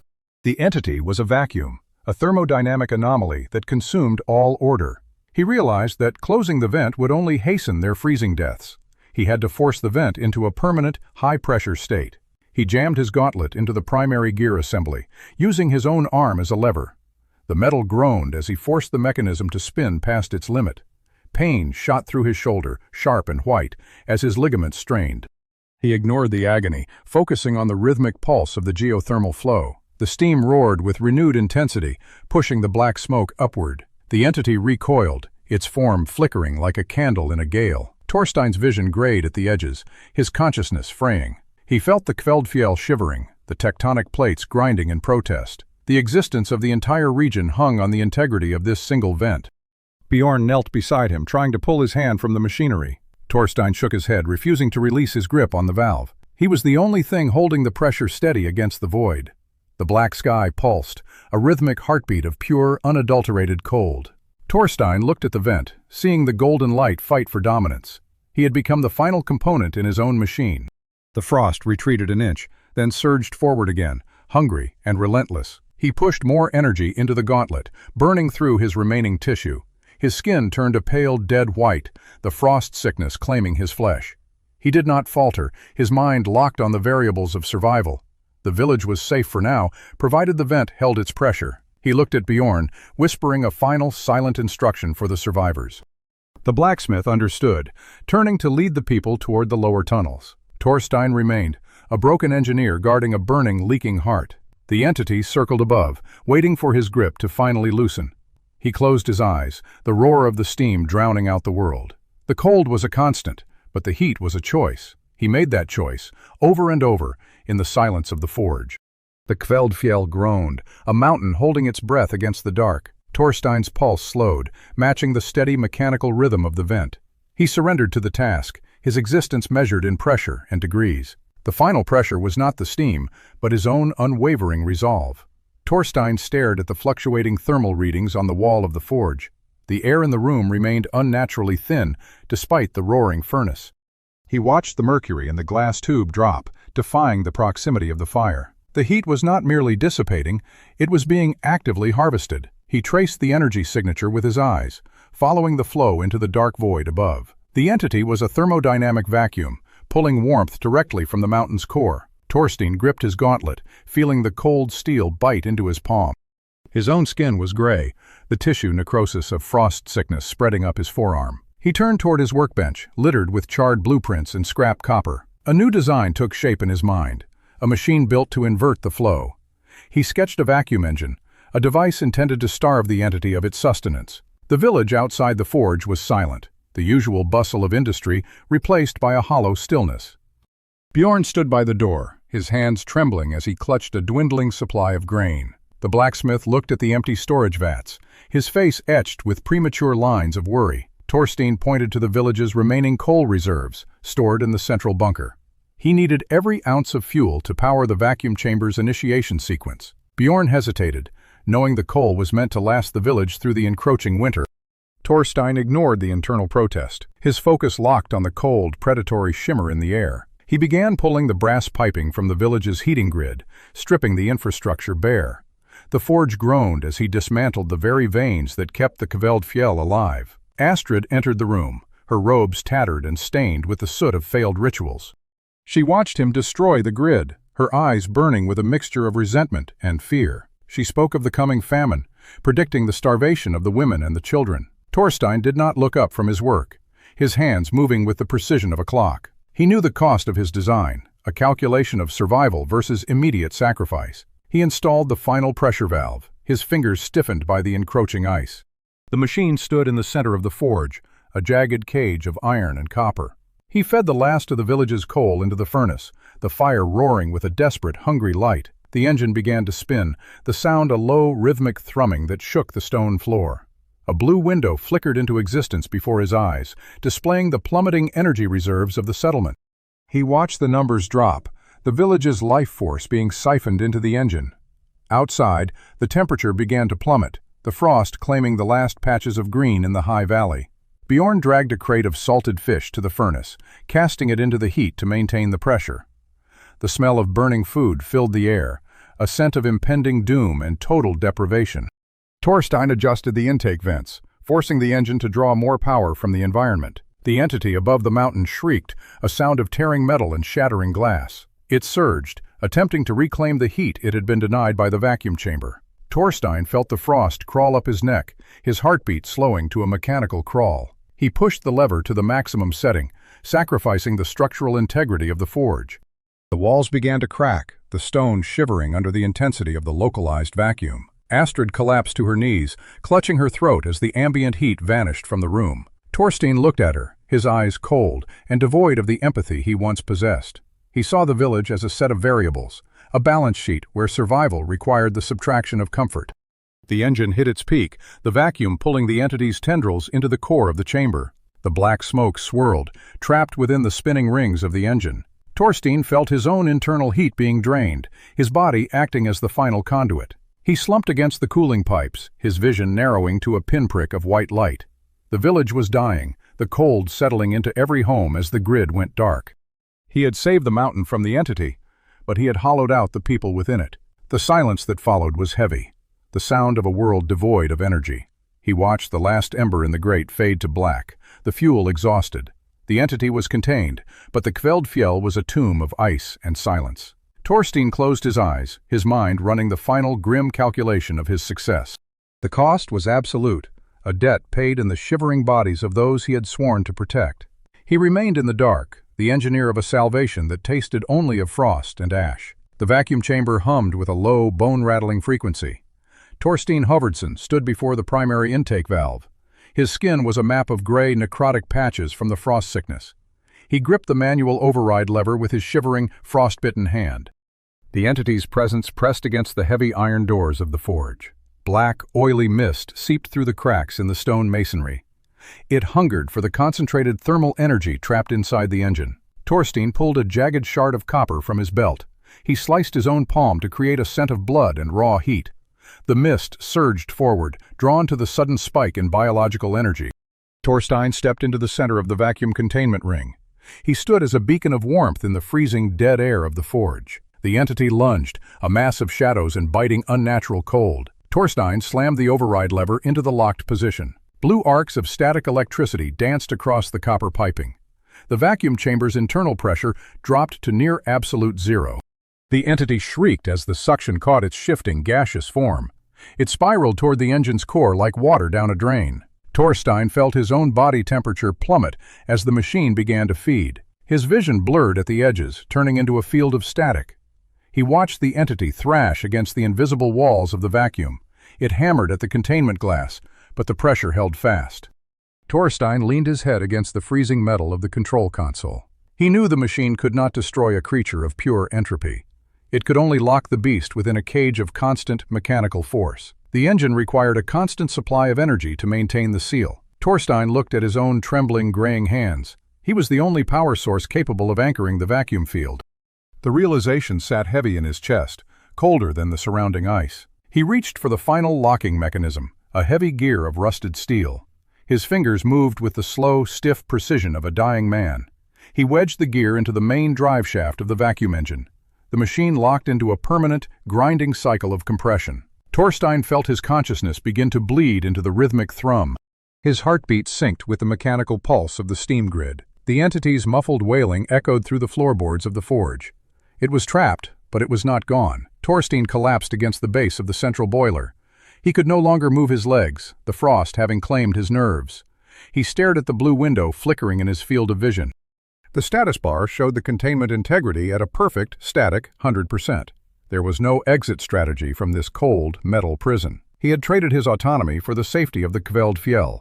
The forge grew silent, save for the steady, hypnotic whine of the engine. Outside, the village remained buried under a thick, unnatural shroud of snow. Torstein watched the light in the room fade as the sun dipped below the peaks. He was the seal, the keeper, and the primary fuel source. His thoughts slowed, mirroring the deliberate, heavy rotation of the gears. The frost sickness stopped its advance, halted by the machine's internal regulation. He lived, but only as a component of the very system he built. The entity pressed against the glass, a shadow waiting for a moment of weakness. Torstein closed his eyes, his mind anchoring itself to the metal. He became the ghost in the gear, the silent guardian of the Kveldfjell. The forge felt like a tomb, yet it hummed with the power of a star. He checked the pressure gauge one last time before his awareness drifted. The needle held steady, a singular line of red against a white dial. He was no longer just an engineer. He was the architecture of their survival. The machine began its long, eternal vigil in the dark.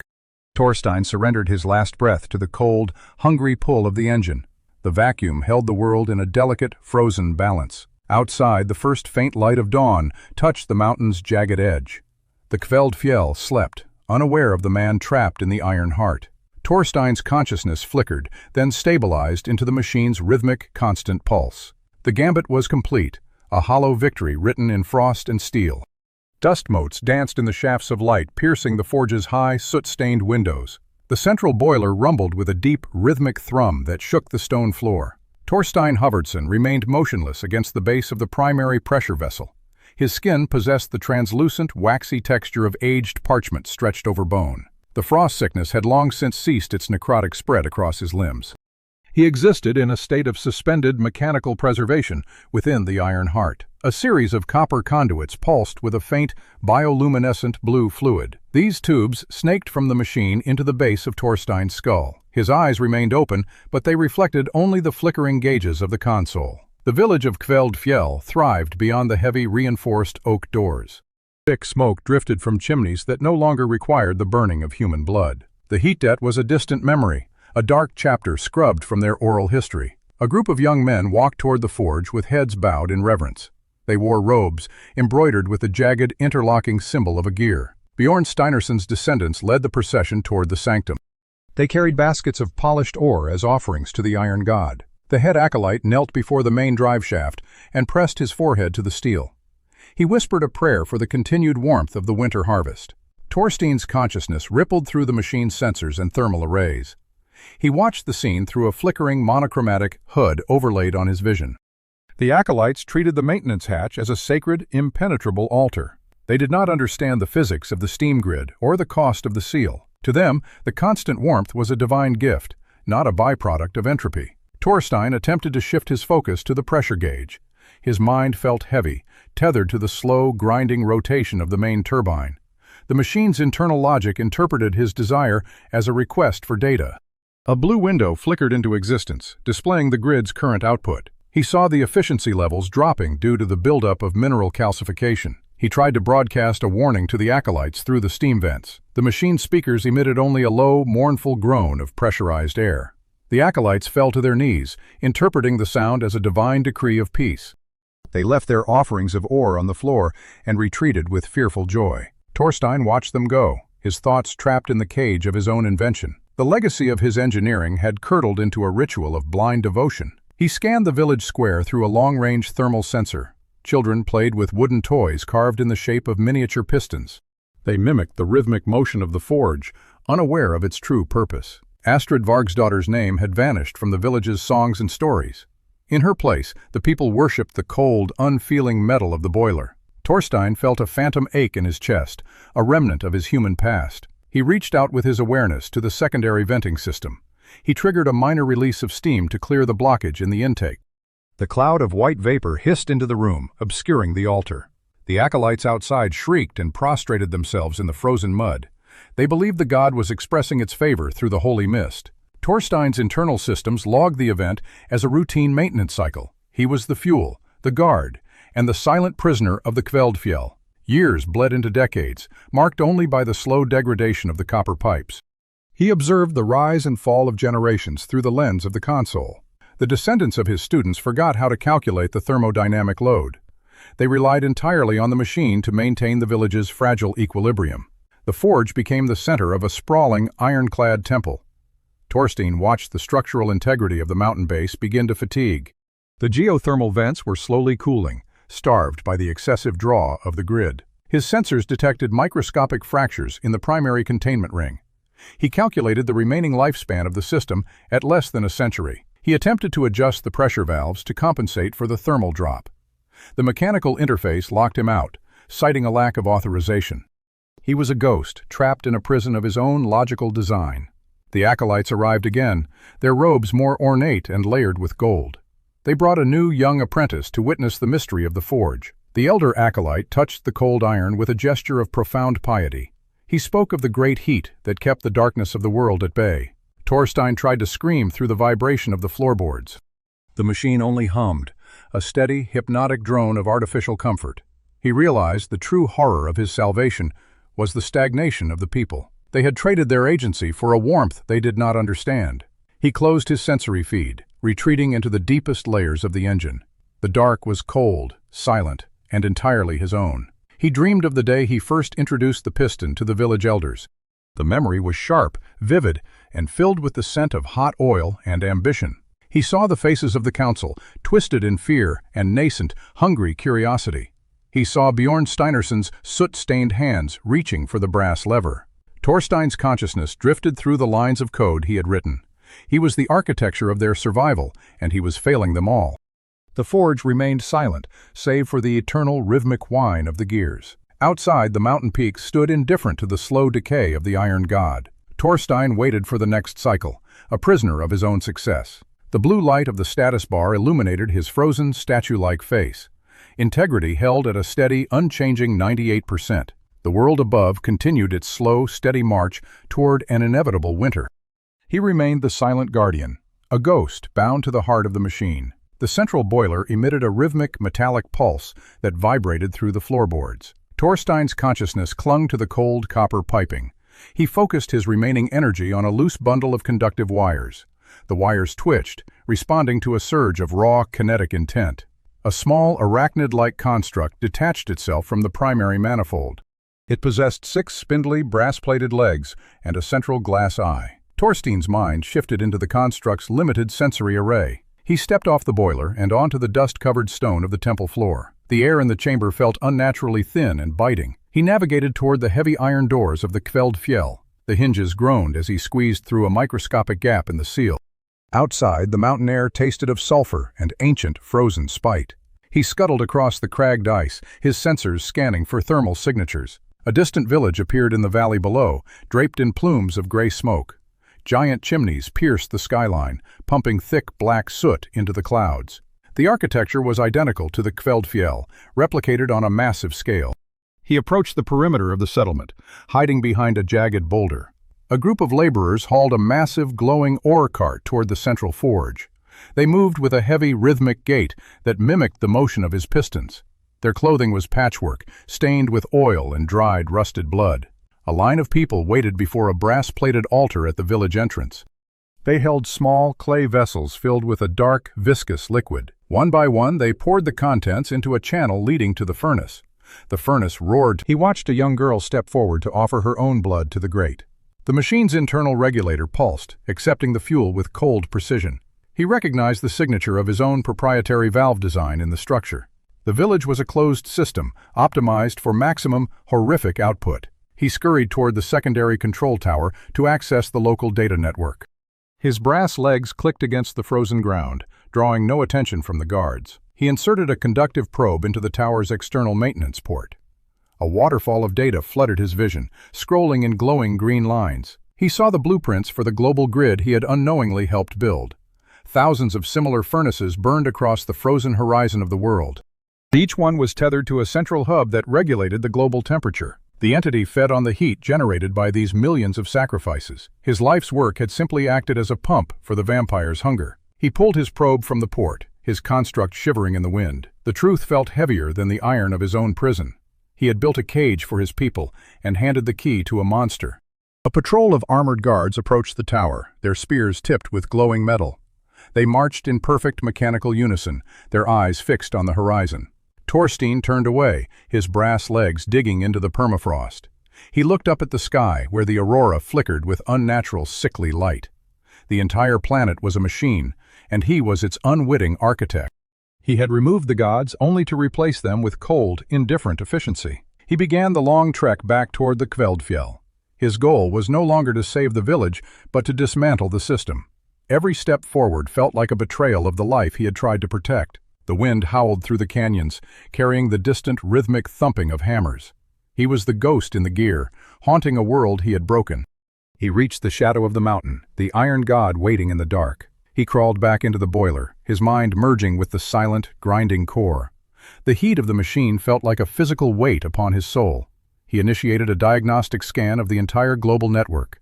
The results confirmed his worst fears, a web of interconnected, sacrificial furnaces. He sat in the dark, watching the world burn through his sensors.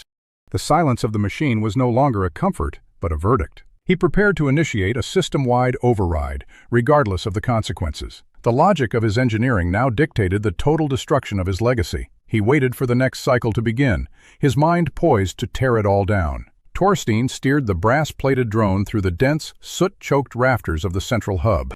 He traced the familiar geometric patterns of his own cooling pipes. The metal groaned under the pressure of the eternal steam cycle. He pinpointed the primary junction where the thermal flow diverted toward the outer residential sectors. His mechanical construct extended a slender, serrated finger toward the main valve. He applied pressure to the locking mechanism with calculated precision. The valve hissed, venting a plume of superheated steam into the cramped maintenance crawlspace. He gripped the rusted release lever and yanked it downward. The heavy iron gate slammed shut, cutting off the flow of heat to the lower village. A red warning light flickered to life on the nearby wall. Torstein retreated into the shadows as the automated security system hummed to life. A series of brass-rimmed lenses swiveled from the ceiling, searching the darkness. They tracked the movement of the dust particles in the stagnant, humid air. He ducked behind a massive, vibrating piston that powered the regional heat grid. The machine's rhythmic thumping echoed against his construct's glass-cased sensors. He felt the vibration deep within the core of his stolen, brass-plated body. He initiated a silent override sequence to bypass the local security protocols. A blue status bar crawled across his internal vision, displaying the complexity of the encryption. He knew every line of this code because he had written it himself. The system rejected his credentials with a burst of harsh, discordant static. He realized the village elders had updated the security parameters to guard against unauthorized access. They had turned his own safety protocols into an ironclad cage. A heavy metallic footstep crunched against the gravel flooring outside the chamber. Astrid Vargsdottir stepped into the dim light, her eyes scanning the rafters for intruders. She wore a mantle woven from wire and hardened, blood-stained leather. She held a jagged, steam-powered staff that pulsed with a faint, rhythmic glow. She commanded the guards to sweep the upper levels for signs of sabotage. The village soldiers moved with jerky, efficient motions that mimicked his own designs. Torstein watched from his perch, his brass legs trembling against the cold metal. He was the ghost of the machine, haunting the very life he had forged. He waited for the patrol to pass beneath his position before descending to the floor. He scampered across the exposed plating, his 6 legs making no sound on the steel. He reached the secondary coolant bypass and inserted a conductive probe. The readout confirmed the grid was drawing 40% more heat than the core produced. The village was burning through its resources to maintain a standard of living they no longer understood. He felt the familiar, biting sting of frost sickness radiating from his own real body back in the boiler. The cost of his rebellion was the rapid decay of his own flesh. He ignored the pain and initiated a forced shutdown of the primary furnace. The ground beneath the hub shuddered as the massive gears began to grind to a halt. Warning sirens wailed, a shrill, piercing sound that cut through the silence of the mountain. Astrid spun around, her gaze locking onto the control console. She pointed her staff at the flickering lights, screaming orders at her acolytes. They rushed toward the boiler room, their faces etched with frantic, religious devotion. Torstein watched them scramble, their lives tethered to the warmth he had stolen from the earth. He pulled his probe from the port and scurried toward the ventilation shaft. A blast of superheated air erupted from the pipe, nearly knocking his construct from the wall. He stabilized his grip and forced his way into the narrow, dark tunnel. Behind him, the automated defenses opened fire with concentrated bursts of steam. The metal walls around him buckled as the pressurized jets struck the steel. He dodged the incoming fire, his sensors calculating the trajectory of every shot. He was fighting a war against his own legacy, one gear at a time. He emerged onto the frozen crags of the mountain, the wind howling in his ears. The village below looked like a dying ember in the vast, white expanse of the tundra.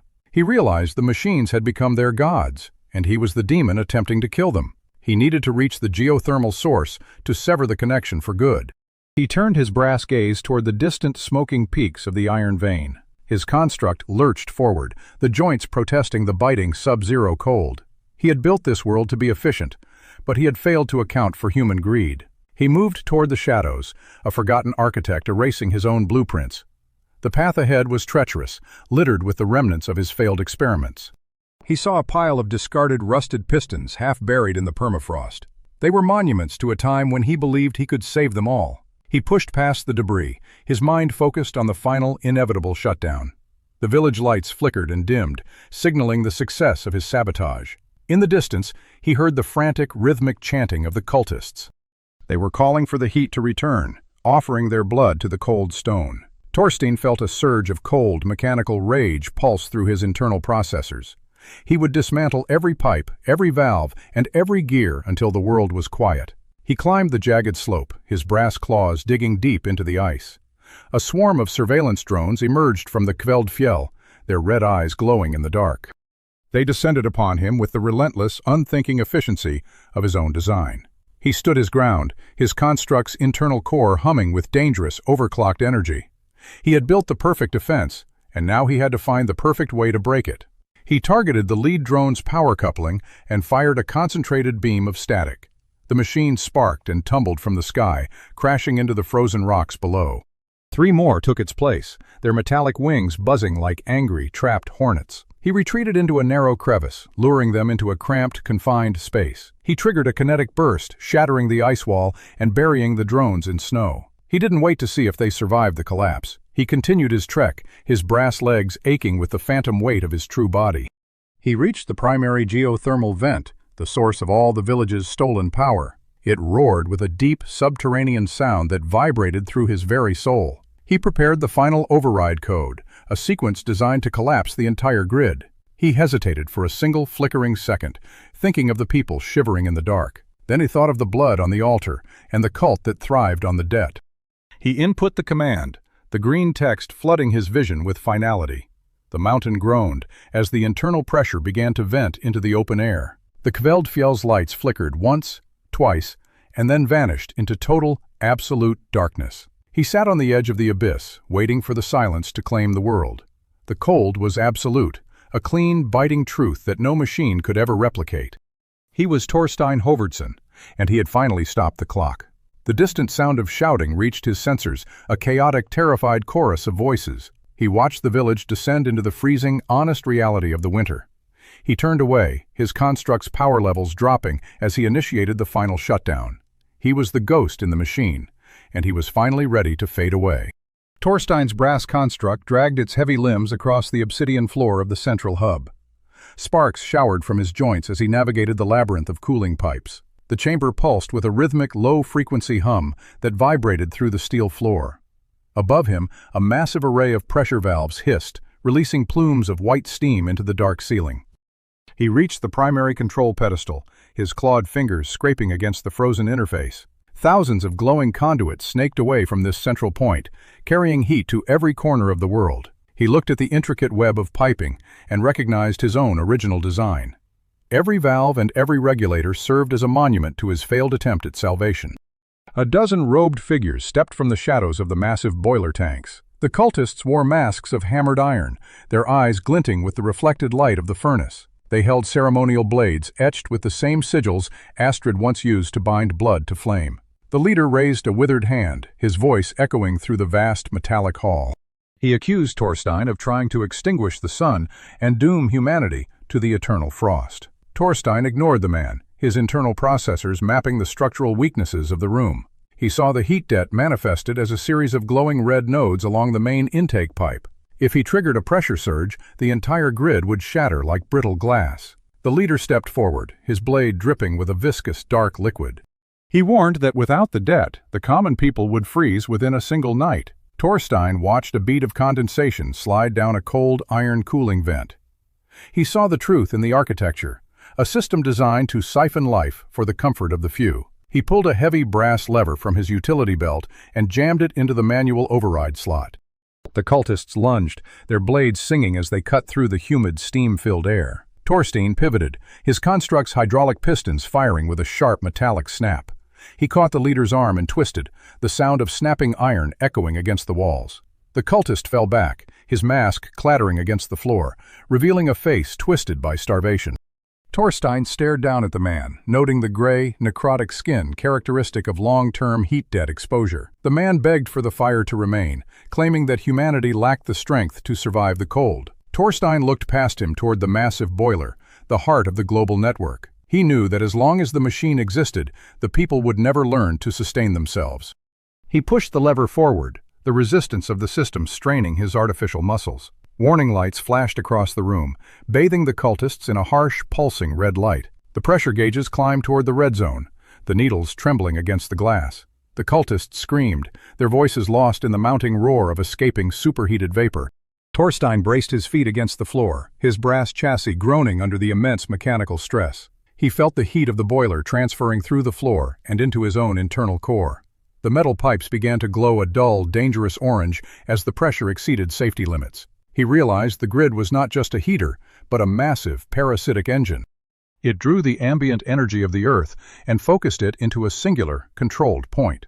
He slammed his gauntlet into the master shutoff switch, locking the valves in the open position. The entire structure shuddered, the sound of metal tearing apart echoing through the mountain. The cultists fled toward the exit, their robes fluttering in the violent, hot wind. Torstein remained at the console, watching the steam clouds envelop the room in a thick, white fog. The glowing conduits above his head began to dim, their light fading into a dull, lifeless gray. He felt the temperature in the room drop as the geothermal flow was redirected back into the earth. He sank to his knees, his construct's power levels falling toward a terminal state. The silence that followed was heavy, absolute, and profoundly cold. He watched the last of the red lights flicker and die, plunging the hub into darkness. He had broken the cycle, but he had left the world to face the winter alone. He leaned his head against the cold steel of the console, his vision blurring. He thought of the village, the blacksmiths, and the children who would soon feel the true bite of the ice. The survival of civilization was a fragile, fleeting thing, built on the wrong foundation. He had chosen evolution over comfort, even if that evolution meant a long, dark struggle. He waited for the sound of the wind, the only thing that would fill the void left by his machines. The hub grew silent. The great engine finally, mercifully, still. Torstein stood before the central turbine array. His mechanical hand trembled against the primary control interface. Blue light flickered across his face, reflecting off the cold steel plating of the hub. He pulled the emergency release lever. The heavy iron mechanism groaned in protest against decades of accumulated rust. Deep beneath the floor, the massive geothermal gears began to grind to a halt. Steam hissed from the venting ports in long, agonizing shrieks. The massive pipe network shuddered as the flow of superheated vapor ceased. Torstein watched the pressure gauges drop toward zero. Outside the hub, the global grid flickered and died. In the distant villages, the artificial warmth vanished from every home. The hum of the machines faded into a sudden oppressive silence. The entity emerged from the darkness of the central boiler chamber. It manifested as a swirling vortex of shadow and starving, hungry heat. The air around the creature warped and distorted like a mirage. Torstein felt his internal core temperature plummet as the entity drained the room. Frost sickness bloomed across his exposed skin in jagged gray patterns. He gripped his steam gauntlet, but the pressure lines remained cold and dead. The entity lunged, its form expanding to fill the entirety of the hub. Torstein dodged, his heavy metallic boots clanging against the frozen floor. He ducked behind a row of severed cooling pipes. The entity slammed into the steel wall, leaving behind a trail of necrotic ice. Torstein saw the creature's hunger for what it truly was. It was a thermodynamic parasite, tethered to the very heat he had harnessed. He looked toward the exposed geothermal vent in the center of the pit. The core of the planet glowed with a raw, terrifying intensity. He realized the machine was the only thing keeping the entity anchored to the surface. He sprinted toward the open maw of the vent. The entity shrieked, a sound like grinding tectonic plates, and pursued him. Torstein reached the edge of the pit and stared into the molten abyss. He unlatched the heavy brass locks of his own chest chassis. The exposed internal processors hummed with his final, fading energy. He reached into his own chest and pulled the primary power relay. The entity hovered inches away, its shadow cold enough to crack stone. Torstein dived into the blinding light of the geothermal core. He felt his physical form disintegrate as he touched the raw heat. His consciousness expanded, stretching across the vast, subterranean network. He merged his mind with the planet's tectonic pulse. The entity tried to follow him into the heat, but the pressure was too great. The creature dissolved in the face of the planet's true, unbridled energy. Torstein felt his identity fracturing into 1,000 different streams of data. He watched his own memories drift away like smoke in a gale. His name, his village, and his pride vanished into the endless flow. He became the heat itself, a silent guardian beneath the crust. Above him, the world grew cold as the geothermal vents stabilized. The era of sacrificial fire ended in a single, quiet moment. Torstein's consciousness settled into the deep, rhythmic beat of the earth. He watched through the tremors as humanity stepped out into the winter. They stood in the dark, shivering but no longer bound by the debt. The machines lay dormant, hushed monuments to a forgotten design. Torstein drifted in the warmth of the deep stone, waiting for the dawn. He no longer possessed a voice to speak or a hand to build. He was the foundation of the world, a ghost in the geothermal core. The surface tribes began to gather wood for their first true, honest fires. They did not look to the sky for gods or to the hub for warmth. Torstein felt the shift in their collective spirit. He drifted through the currents of the deep earth, content in the silence. The frost retreated as the planet began to breathe on its own. He watched the stars wheel overhead through the eyes of the mountains. His long struggle against the cold finally reached its resting point. The hub remained dark, a tomb for the man who tried to play God. Torstein watched the first light of a natural sunrise touch the snow. The world was cold, but it was finally truly alive. The snow settled on the ruins of the hub. The iron walls stood silent against the biting wind. No steam whistled through the fractured pipes. No gears groaned under the pressure of the deep earth. Torstein's consciousness hummed within the tectonic plates. He felt the planet's crust shift with a slow, grinding weight. Above, the village children gathered dry branches from the forest. They walked with heavy furs wrapped tight against the winter air. Their hands were raw and red from the biting frost. They did not pray to the volcanic spirits for warmth. They did not offer blood to the cold stone altars. They knelt in the snow and struck flint against steel. A single spark caught the dry tinder in a wooden bowl. A small, flickering flame bloomed in the center of the circle. It was a weak, honest fire that required constant care. Torstein watched through the tremors of the cooling vents. He felt the absence of the entity like a phantom limb. The atmosphere hung heavy and still over the frozen tundra. The stars burned bright and cold in the midnight sky. Humanity built their lives in the shadow of the mountains. They no longer relied on the hub's stolen geothermal heat. They learned to survive on their own terms. The cycle of the heat debt remained a broken memory. Torstein drifted through the currents of the molten core. He felt the planet's pulse steadying into a natural rhythm. The long winter of the Kveldfjell began to thaw. He saw the first green shoots push through the melting ice. The world was finally, truly free of the parasitic gods. The silence of the deep earth offered a final peace. He let his memories of the village drift into the dark. He became the foundation of a world that did not need him. The planet's energy signature shifted into a state of perfect balance. It glowed like a beacon in the vast, empty dark of space. Torstein sensed a ripple in the fabric of the distant void. A cold, artificial pressure pressed against the planet's outer atmosphere. Something ancient and hungry stirred in the light of the stars. It moved with a precision that mocked the chaos of nature.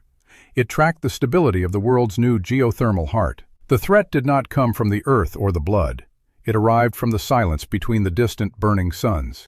The sky fractured with a light that had no color. Torstein felt the arrival of a predator beyond his understanding. The cold was not a season, but a calculated approach. The peace of the new equilibrium began to unravel. You think the frost ended when the machines went silent. You believe the debt was paid in full when the fires turned honest. But look at the stars tonight and realize the signal is still broadcasting. You are the beacon now, and something is already on its way.